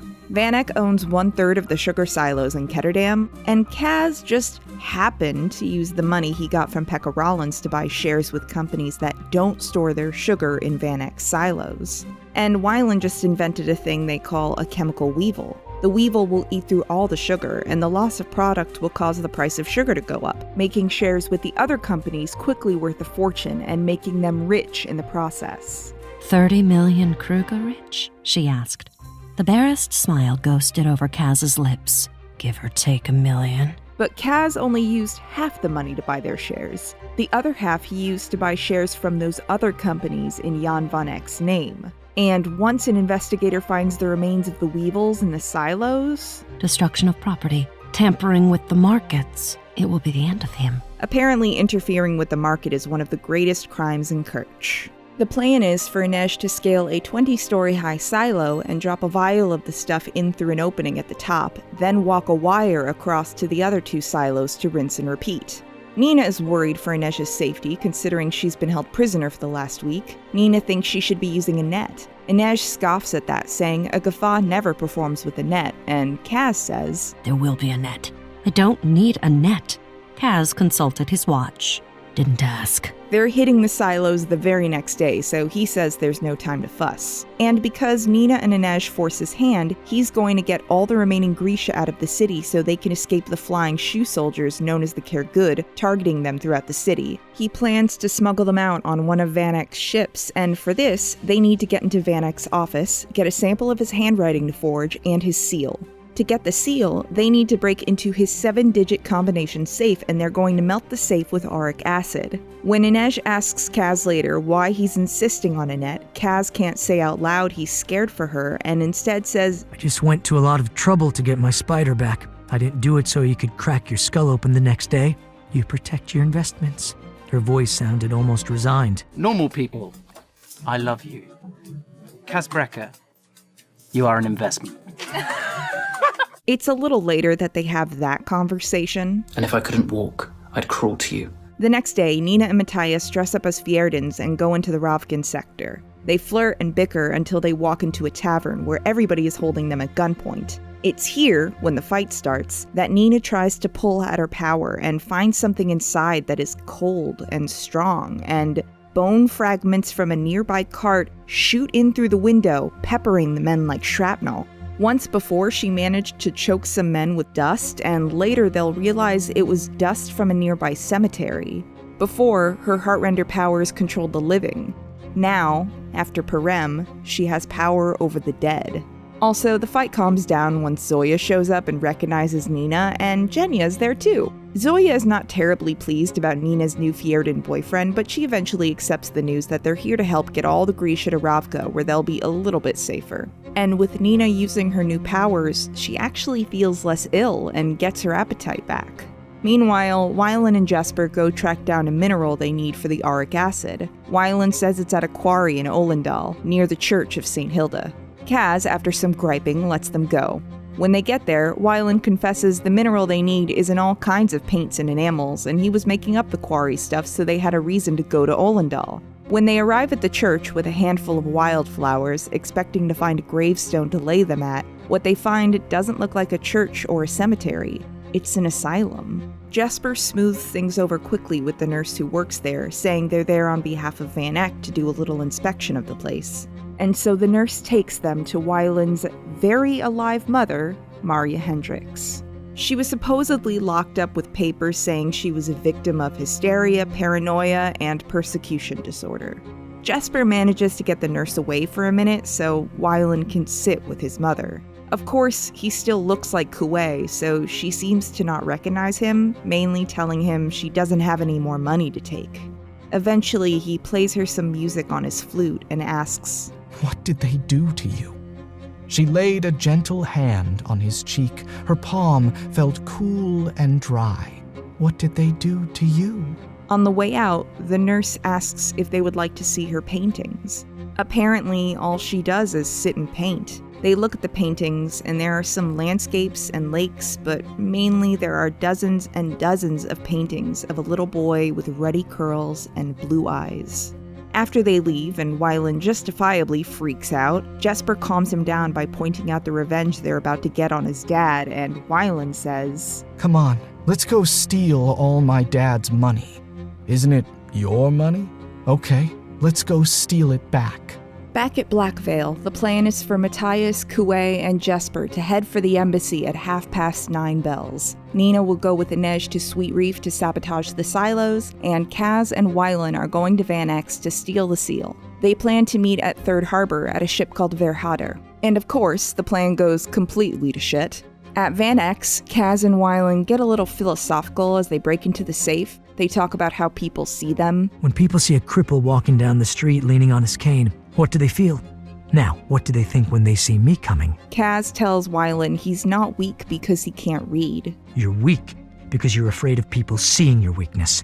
You're letting shame decide who you are. And he goes on to tell Wylan it's shame that eats men whole.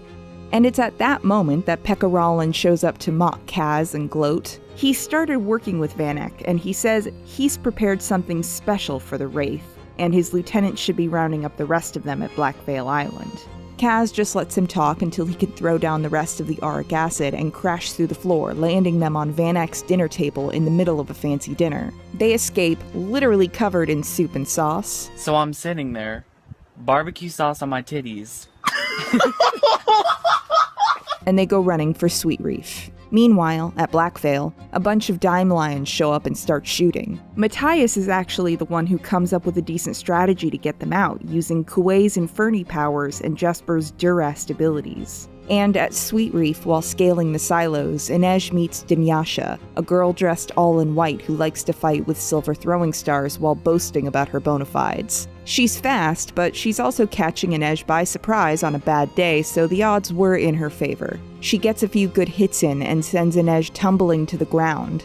Luckily, at around the same time, Nina raises some corpses to fight the Dime Lions trying to corner her on the ground. Once they're taken care of, the corpses catch Inej in the net before she can hit the ground. Dunyasha leaves, saying she'll fight Inej another day, and Nina dismisses the bodies back to the water. Which is when Kaz and Wylan show up, covered in gravy. But it is cute when Inej looks at Kaz and says, "We'll fight our way out together," echoing his promise to her. But now they're screwed and going to ground. That means hiding out in Colm Fahey's hotel, where a very tired Colm just directs them inside and pours himself some tea. Should I call a doctor? No, they all replied in unison. Of course not, said Colm. Should I ring for coffee? Yes, please, said Nina. You gotta look out for feral children this time of year. They all tearfully reunite, except for Kaz, of course. Wylan thinks that he wants to stand as close to Jesper as possible to know that he's safe. And everybody catches each other up on the night's events, because tonight made things worse for all of them. They were already wanted by the Stadwatch, but now with Pekka Rollins working with Van Eck, the gangs are out in force to try and grab them. And not just the Dime Lions, the Razor Gulls, the Black Tips, and even the Dregs. Kuwei suggests giving himself up to Van Eck, but Jesper says it's about more than Kuwei now. Pekka Rollins is using this opportunity to take Kaz off the board. And Kaz actually suggests giving himself up, and Jesper is the one who really fights him on it. You can't fight them all. Watch me. Damn it, Kaz. What are you always telling me? Walk away from a losing hand. Kaz tries to bring up Ooman and Jesper's loose lips bringing them trouble all that while ago. And then Kaz slips up. What do you think my forgiveness looks like, Geordi? Who the hell is Geordi? Kaz doesn't answer, and instead they start fighting. Colm is the one who breaks it up, and then Kaz has an idea. He says he knows how to get them their money, get Kuwei and the Grisha out, and beat Van Eck and Rollins. This whole time they were playing at Van Eck's rules, but now it's time to change the game. They're going to stage an auction. Due to Kerch being all about wealth and trade, nobody can meddle with an auction. It's protected by their highest laws. So it will force everybody out into the open, and they're going to be bidding on Kuwei. After that whole thing, Jesper also has a very sweet conversation with Inej where he apologizes for his part of the trouble that led to her getting stabbed at Fifth Harbor. She tells him that the Suli don't have a word for sorry. They simply promise to make amends, to not repeat the same mistakes. They say this action will have no echo. She tells him that the gambling, the adrenaline thrills, they're all his own attempts to heal something in himself, but the truth might do more for him than more lies. So Jesper finally has a talk with his dad. He tells Colm that he's the reason the farm might get taken from them, that he was never cut out for university. There have been a lot of swindles, but I was usually on the swindling side. A lot of fights, I was usually on the winning side. A lot of card games, I was usually on the losing side. You see, it was Colm who taught Jesper to hide his abilities from the world. Colm never recovered from the death of Jesper's mother. She died healing a sick child, and Colm decided nothing good came from people knowing about Agrisha's powers. And so Jesper hid his gifts and learned to lie like his father taught him. It's not a gift, it's a curse. It would have killed you the same way it killed your mother. I'm dying anyway, Da. I'm just doing it slow. Jesper leaves looking for anything to take his mind off his restless energy and frustration and finds who he thinks is Wylan silently plucking at a piano. I mentioned this scene earlier. Jesper does all the talking here and doesn't realize that he's only getting nonverbal responses because Kuwei doesn't sound like Wylan. So he goes in for a kiss and is confused when it doesn't feel right. Wylan sees and gets upset, and Kuwei's a little shit and tells him he's a very good kisser. From there, it's time to hammer out Kaz's mad, spiky monster of a plan. Basically, everybody is going to want Jurda to make Parem once the secret of making it is available to them with the sale of Kuwei. For a while now, Van Eck has been buying up Jurda farms in preparation for this. And the council will surely panic, trying to line up opportunities for themselves in the wake of the sale. So Kaz and the crew are going to set up a fake Jurda consortium and get the council to invest in the fund, say about $5 million each. And the consortium will appear to be run by a wealthy Jurda farmer who's been staying in an expensive suite at the Geldrunner Hotel, aka Colm Fahey. Kaz never checked him in under his own name in case Van Eck or Rollins tried to track him down to get to Jesper, so he was checked in under the name Johannes Rietveld. He's a farmer from a town near Liege. But who is he really? Said Jesper. That doesn't matter. Colm agrees to go along with it, and Kaz explains that the auction will be held at the Church of Barter, and Kaz and Matthias will be up on stage with Kuwei. There will be no hiding their identities, but they can't be touched until after the auction. Afterwards, they're going to need a pretty big distraction, one that needs a bigger crew, so Kaz is heading back to the Slat. Everybody tells him it's a bad idea, but they need people, and Kaz says, If Ketterdam has taught me anything, it's that you can always bleed a little more. And then we get the scene. Every book fan knows the scene I'm talking about. Kaz goes to find Inej. She's sitting in the bathroom cutting fresh bandages for her injuries. They start with a talk about the best route to get to the Slat. It will suck for Kaz, but he needs to travel by rooftop in order to not get caught. From there, he hands over a sealed contract. Her contract. Her debt to the dregs paid in full. He'd liquidated every asset he had, used the last of the savings he'd accrued, every ill-gotten cent. And then Kaz asks her about Dunyasha. Inej says Dunyasha is her shadow, something given life by all of her wrongs. And she says Pekka is Kaz's shadow. I am not Pekka Rollins or his shadow. I don't sell girls into brothels. I don't con helpless kids out of their money. Inej tells him that every racket and every card game has a potential victim. Life isn't ever what we deserve, Inej. Did your brother get what he deserved? No. He says they were fools, and Inej says they were children. Was there anyone to protect you? Was there no one to protect you? But she's still bleeding through one of her bandages. She offhandedly says she'll get Nina to fix it when Kaz says, I can help you. To change her bandages, he has to touch her, and he's not wearing his gloves. And so he carefully, oh so carefully, changes the bandages. First on her right arm, and then her left. It isn't easy for me either.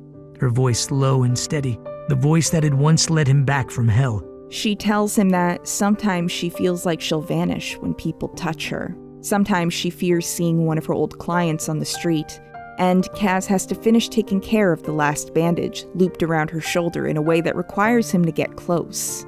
Her talking helps him through the panic and the waters rising. Being this close is a thrill and a terror, and after he ties the final knot, he stays in her space, feeling her warmth, seeing her strength, even as he sweats and waits for her to push him away. Go on, she repeated. Finish the story. He gently kisses her neck and takes a moment to imagine before it all becomes too much. He pictures dead bodies and Inej as one of the corpses. Then he throws himself against the wall and Inej tries to help, but he stops her. These things don't wash away with prayer, Wraith. There is no peace waiting for me, no forgiveness, not in this life, not in the next. And he tells her that no matter what happens, she must survive this. Get your ship, have your vengeance, carve your name into their bones, but survive this mess I've gotten us into. Inej still tries to stop him from going, but he doesn't listen. Instead, he tells her to look for Dunyasha's tells. Every fighter has a tell. And she asks what his tell is, and he says, The limp. The cane. No one's ever smart enough to look for the real one. And he leaves. And Inej was wrong about one thing. He knew exactly what he intended to leave behind when he was gone. Damage. Despite his order, Inej follows him to the Slat and watches from the rafters. Per Haskell grandstands with a mocking imitation of Kaz's cane, and many of the dregs seem to be enjoying the show. Only a few loyal followers like Anika and Pym seem displeased. Kaz walks in through the front door and immediately starts pissing Haskell off. He says he's not there looking for friends. I'm not here for the washed-up cadgers and cowards. I'm here for the hungry ones, the hard ones. I'm here for the killers. He says this is his gang, and he's done taking orders. And Haskell sets the bruisers on him. It's an ugly fight. Kaz quickly loses his cane and has to fight with his fists. At one point, he stabs a guy with nails he pulled out from the floor. For a moment, it looks like the group might beat him. They knock him to the ground and beat him senseless, and Inej is ready to kill them all just to make it stop. And then Kaz opens his eyes and looks right at her in the rafters. He knew she was there the whole time, and seeing her now seems to give him the strength to fight back. I recommend a cane. By the end, he's the last one standing, and that puts the fear of God into everybody. You think you're safe because you rolled over for Pekka Rollins. Who do you want standing in that door when the lion gets hungry? And Kaz tells Per Haskell he has 2 minutes to get out. This city's price is blood, and I am happy to pay with yours. From there, Kaz returns to the hotel looking an absolute mess, but alive. And in a few hours, Zoya Naziolensky and Genya Safin will be meeting them at the hotel baths to discuss terms. Wylan is excited at the news that the most powerful tailor is coming to meet them and begs Kaz for a chance to let her turn him back to himself. You'd be smarter waiting. No, said Wylan. I'm done being someone else. Jesper tries to talk to him and explain that he thought he was kissing Wylan earlier. Forget it. You can kiss whomever you like, Jesper. And Jesper gives him a tiny canvas portrait of his younger self that he stole from the collection at St. Hilda, so Genya has a reference to work with as she puts his face back together. It's so old. I don't know if it will be useful. It's still you, said Jesper. Same curls, same worried little divot between the brows. I told you, I like your stupid face. And Jesper offers to come with him to the meeting. So Jesper, Wylan, and Kaz go to see the Ravkan emissaries. They thought they were meeting too, but along with Genya and Zoya, there's a man who claims to be the pirate Sturmhond. They say he's authorized to negotiate on behalf of the Ravkan throne, and so Kaz negotiates in private with this supposed pirate. Privateer. Sturmhond is actually Nikolai Lantsov, the heir to the Ravkan throne. He's got a Dread Pirate Roberts persona, he's from the Shadow and Bone books, it's a whole thing. But he agrees to Kaz's wild plan. You're risking a country. We're risking our lives. Seems a fair trade. Meanwhile, Wylan asks Genya to put him back to rights, and she does the job almost perfectly. She also heals the worst of Kaz's injuries, but he stops her before she could try to fix his bad leg. Afterwards, Wylan asks Jesper why he's still hiding his abilities. I just don't get it. I've spent my whole life hiding the things I can't do. Why run from the amazing things you can do? Wylan asks if he ever considered that his powers might be why he's such a good shot, and it makes Jesper antsy to think it might be true. He asks why can't Wylan let things be easy, and Wylan says because things aren't easy. You keep pretending everything is okay. You move on to the next fight or the next party. What are you afraid is going to happen if you stop? And Jesper nearly panics, wanting to run from the room, and Wylan puts a hand on his shoulder and tells him to just breathe. And once he's finally taken a breath or two, Wylan kisses him. And the only thought in his head was a happy, startled, oh. From there, it's time for the plan. It's fun, but a little hard to explain succinctly, so basically Colm Fahey, under the name Johannes Reifeld, manages to entice Van Eck with his fake Jurda consortium, and Van Eck convinces the entire Merchant Council to be the sole investors for it. The night before the auction, Jesper asks for the rest of the Parem in case things go really sideways, and even though it would be helpful to have a superpowered Grisha if things go really badly, Kaz says no. He's not even sure why he's saying no to a good idea, but he says he won't let Jesper make a martyr of himself. If one of us goes down, we all go down. And Jesper asks him again, Who's Geordie? Someone I trusted.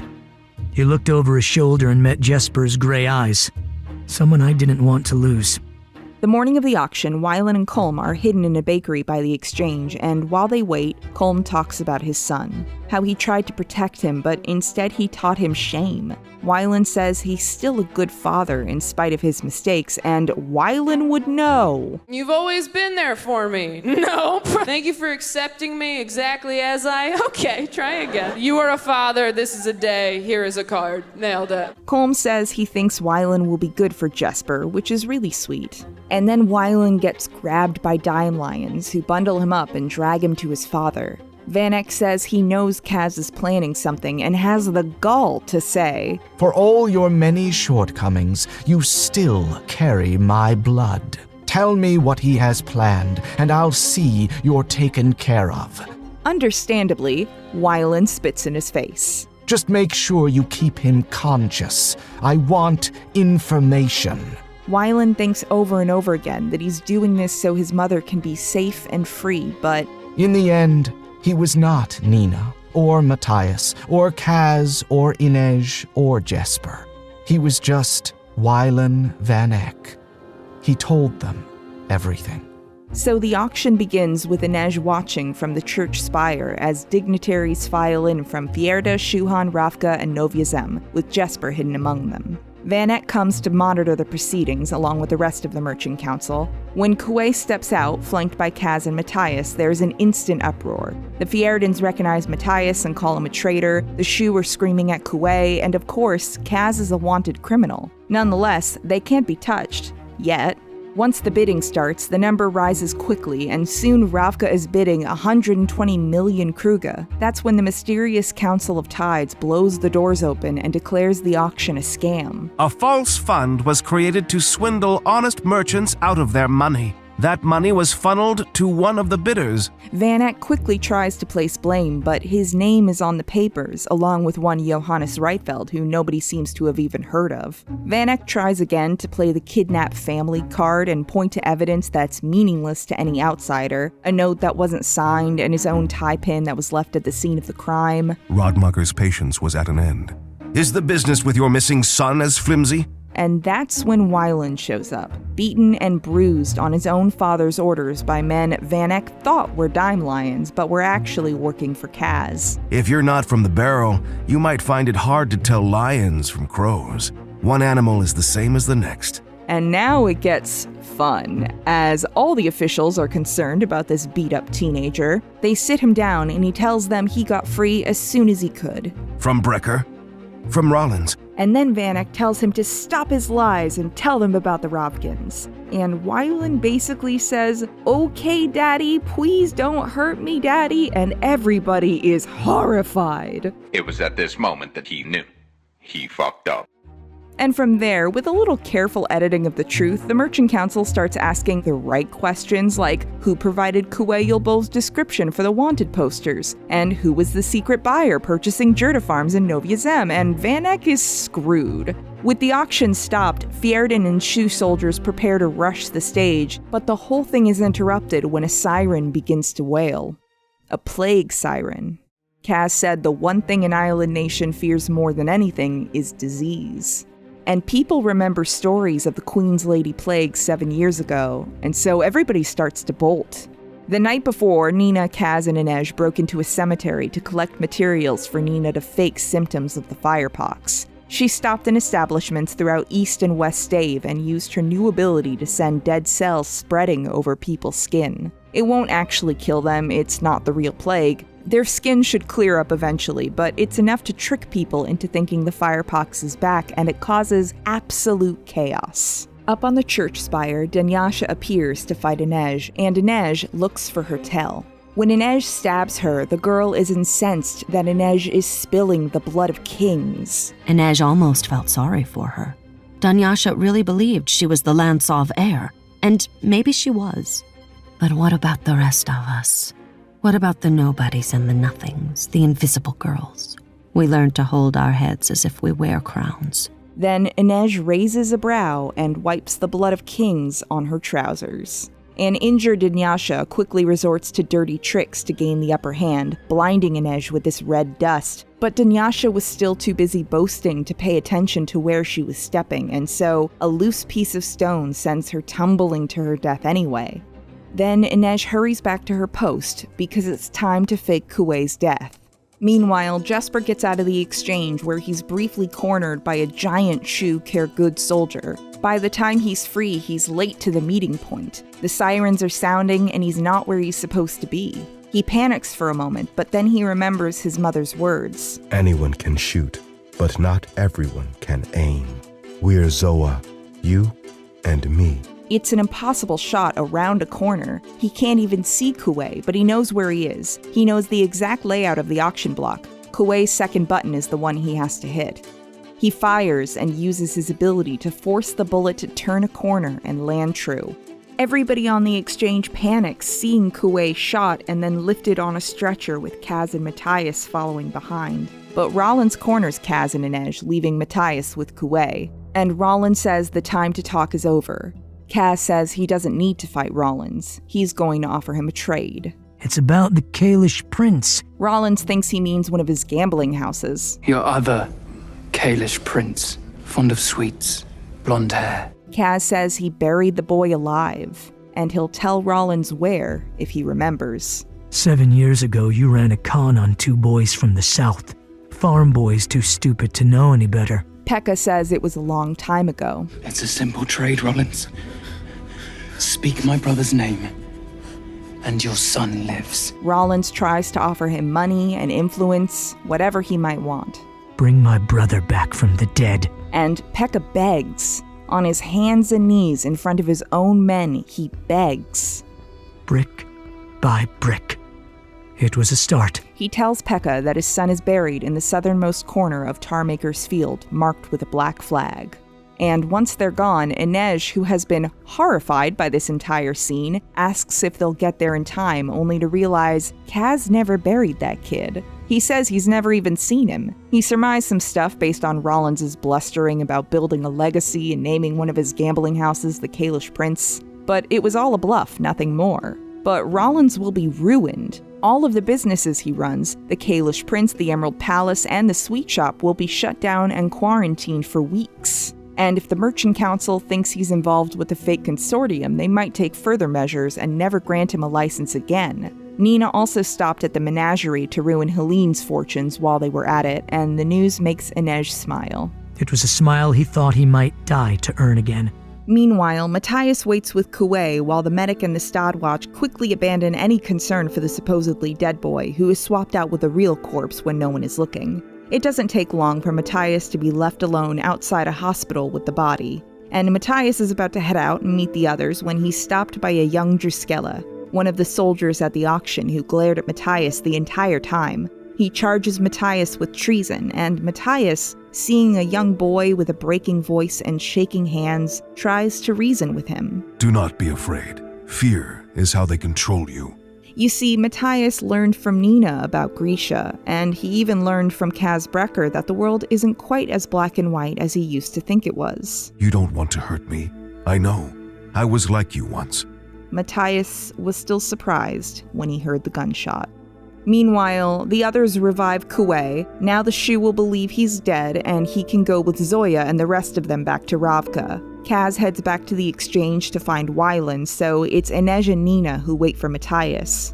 He shows up, kisses Nina, and falls to the ground, covered in blood. Genya might have been able to help him, but she's gone. Nina wishes for Parem, for Kaz or Kuwei, or somebody to help. Matthias says it's too late and asks Nina to be free and be a warrior and save some mercy for his people because there is a Fjerda worth saving. Nina promises to take him home, and he says he's already home. And then he dies. There is an awful moment where Nina uses her power to try and bring him back, but it's just puppeting a corpse, and she has to let him go. She watched his eyes close once more. Farvel, she said in Fjerdan. May Joe watch over you until I can once more.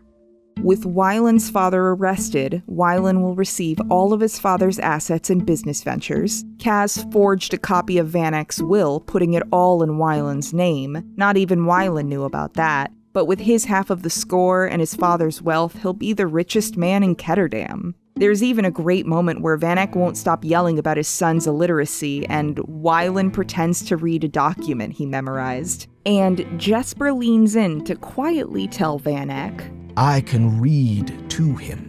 He has a very soothing baritone, added Wylan. By the time Vanek starts yelling that his son could be wearing another boy's face, everybody around is shaking their heads at the man's seeming folly. Afterwards, the boys return to Wylan's childhood home, and Wylan says he's nervous. He says he was terrified facing his father, and he's still terrified.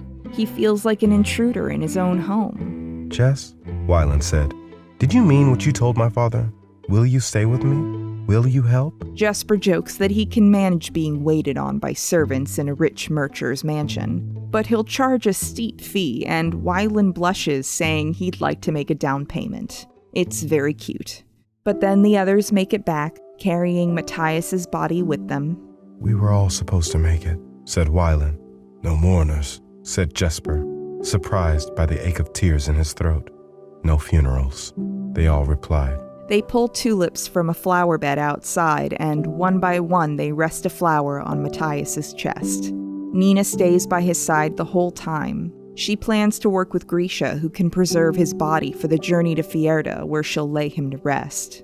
From there, they each get their cut of the money. It didn't all go to the shoe. They get the $30 million Van Eck owed them, $4 million each. Nina gets Matthias' share. I know money doesn't matter to... It matters, said Nina. I'll find a way to make it matter. Inej will get a ship with her money. Kaz says he'll use his money to build something new. And Jesper asks that his share be given to his father. He's still an addict at heart, and he's not ready to have access to those kinds of funds. Kaz watched him for a long moment. That's the right move, Jess. Jesper says it feels a little like forgiveness. And he tells his dad that he'll try from now on to be better. And Colm tells him that he'll be there for him no matter what. Wylan uses his money to fix up the house. He gives Jesper a small stipend to play the market, but only on the promise that Jesper start training with a fabricator. And Wylan brings Marja Hendricks home. Van Eck is suspected of possibly hiring a team to break into a Fjerdan prison and sabotaging his own sugar silos. He's locked up for good, and Pekka Rollins' businesses crumble without him to set things to rights. There's even talk of mutiny within the Dime Lions. Then, one morning, in the early dawn hours, Kaz and Inej meet at the docks. They talk a little bit until Inej asks, "What business, Kaz? You can't be planning a new job so soon." And Kaz points her attention to Berth 22, where a tidy little warship named the Wraith sits. Kaz asks Spec to help her hire a crew, and everything's been paid for. He says the berth is hers too. It will always be there for her to return to. "I don't know what to say. Say you'll return." Inej says not to worry. She's not done with Ketterdam. She says Kaz can help her track down the bosses, the customers, the politicians, all the filthy people who make slavers possible. He tries to object, saying he's not a hero, but she tells him the city doesn't need a good man. "How many times have you told me you're a monster? So be a monster. Be the thing they all fear when they close their eyes at night." She tells him that it'll be thinning the competition anyway, and he almost laughs. Inej thinks that she would fight for him, but she can't heal him, and she won't waste her life trying. And then... She felt his knuckles slide against hers. Then his hand was in her hand. His palm was pressed against her own. A tremor moved through him. Slowly, he let their fingers entwine. This is when Inej asks why crows, and Kaz says crows remember people who were kind, and then he points to the ship that just docked. She holds up a looking glass to see the passengers and notices two figures with knife-straight postures and graceful steps. "How did you find them?" "A favor from Sturmhond. If it was a mistake..." "No," she said. "It was not a mistake." And Inej asks if he wants to meet them. "Wait," he said. The burn of his voice was rougher than usual. "Is my tie straight?" Inej laughed, her hood falling back from her hair. "That's the laugh," he murmured. And she takes off running, calling out to her parents. Her heart was a river that carried her to the sea. In the book's final chapter, we catch up with Pekka Rollins, scared and unsettled by everything that happened. He's broken by the fear of his son being buried alive and broken by the reality of his crimes coming back to get him. Now he fears every shadow around every corner that could be yet another of his sins coming home to roost. One night he wakes up to Inej sitting on his chest with a knife in her hand. She tells him she came to deliver a message. "Why don't you just kill me now and save your threats? Death is a gift you haven't yet earned."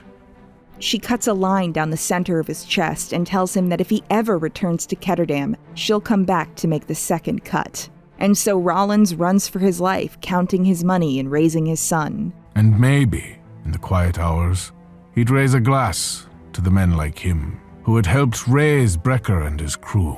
He says he'll drink to the whole sorry lot of them, and mostly to the poor fools who don't know what trouble is coming. And that's the book. Now, with all that context, allow me to complain about the show a little more. Although I will say, God bless the Tumblr girlies who zoomed in on the screenshots and noticed that Wylan labels stuff in his lab with musical notes. I think that's a rad detail, but Kaz's revenge on Pekka Rollins happens midway through season 2 in the show. It happens removed from all the growth he goes through on the Ice Court job and all the soul-searching he does when he loses Inej. In the show, we basically get his tragic backstory just in time for it to be largely resolved. And the version of Kaz we get in the show is the one who already tacitly let Jesper call himself Kaz's brother. You hate it when we're angry at each other, but sometimes brothers fight. This Kaz hasn't ripped a dude's eye out or let one of his own people get shot in the stomach, so when he claims he buried a child alive, the audience isn't buying it. But the guy in the books who threatened to murder a little girl's dog in front of her? Yeah, I wasn't sure the first time I read the book whether or not Kaz actually buried a child alive. By comparison, show Kaz feels somewhat defanged. Or how about the choice to introduce Per Haskell and his gang the Dregs, only for them to appear in one more scene when Kaz overthrows Haskell, and that's it? In the book, we spent enough time with Haskell to learn he was an irritating, incompetent, overconfident braggart. That's the context that makes this scene really hit. Also, Inej being there watching it happen, and the moment he looks at her before fighting back? Man, that's good shit. Or how about the choice to have Inej seemingly forget her trauma from the menagerie and Tanta Helene being murdered off-screen by some rando in Season 2 so Inej can never get any vengeance on her directly or indirectly? Or how about the choice to speedrun Wylan and Jesper's relationship so fast that they slept together before the show even began? Now, I'm not going to blame individual writers for this choice. Even Bardugo stated she had a much less hands-on approach to Season 2. According to Heiserer in an article by Mashable, to avoid character stasis, the writers settled on adapting selective parts of Crooked Kingdom. We focused on what we could do to use material that fans already know and love and that wouldn't break anything else, said Heiserer. This is essentially trying to pull the tablecloth and keep all the dinnerware in place. I hate to tell him, they did not keep the dinnerware in place. Throwing the books in a blender and trying to end up with the same result means throwing individual character beats out the window. The plot stuff might work, mostly. What did your toxin trip reveal to you? But the character decisions make less sense without the build-up they had in the books. Heiserer said they were worried about character stasis, but the solution is to show us how Kaz came up in the ranks of the Dregs, how he first met Jesper when he was still pretending to be a university student while drowning in debt, how he brought Inej in and taught her to fight, the political machinations of the gangs and their little wars with each other. Hey, remember the Black Tips? The show sure doesn't. So write actual prequel content. Instead, it feels as though they wanted to write certain characters already fully formed, but still in a holding pattern so their actual stories can take place. Kaz is already cool and cruel and showing softness for Inej by episode 2. Inej is already a badass, although she had a mini arc around not killing people, which is resolved halfway through Season 1.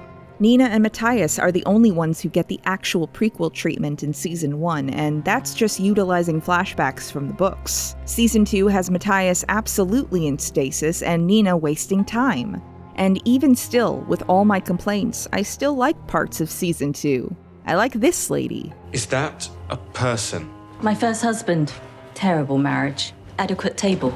I liked Bagra. Jenya and David were wonderful. And the Crows might have a lot of character stuff thrown out the window, but these actors are so good, it's hard not to cheer when Jesper figures out a bit of his Grisha powers or Kaz gets revenge on Pekka Rollins. Even Inej triumphing over this mini-boss was a cool beat. Also, there's this deleted scene with Jesper and Inej that I'm mad they cut. It was a great scene. For all my complaints, I still want the show to continue and actually adapt Six of Crows and Crooked Kingdom, once the demands of SAG-AFTRA have been met, of course, so the actors will be fairly compensated for their work. They can adapt the books into that Six of Crows spin-off they're talking about, I don't care. It'll be messy, it'll annoy me, I'll bitch about it endlessly, I still want to watch this story come to life in any way I can. Because if you couldn't tell, I adore these books.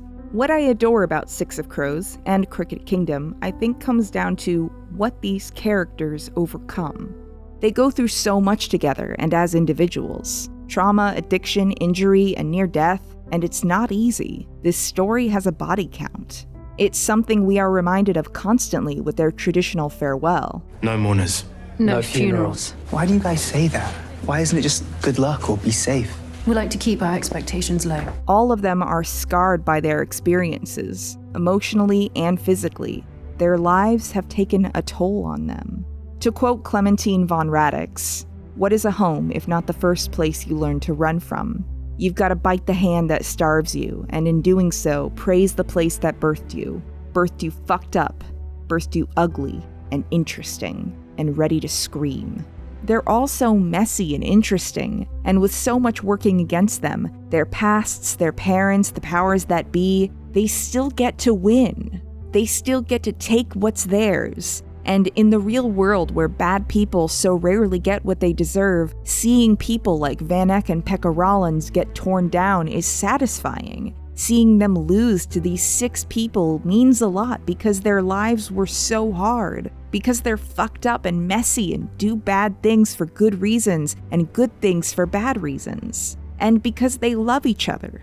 Not in the neat and tidy way, not with flowers and chocolates, but with blood, with teeth.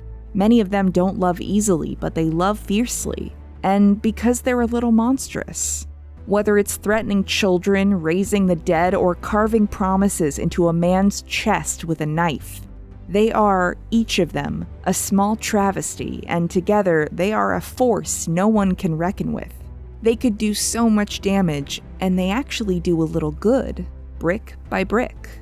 Ocean Vuong once wrote, "A monster is not such a terrible thing to be," from the Latin root monstrum, a divine messenger of catastrophe, then adapted by the Old French to mean an animal of myriad origins, centaur, griffin, satyr. To be a monster is to be a hybrid signal, a lighthouse, both shelter and warning at once. So be a monster then, be a crow, and make some mischief. No mourners, no funerals.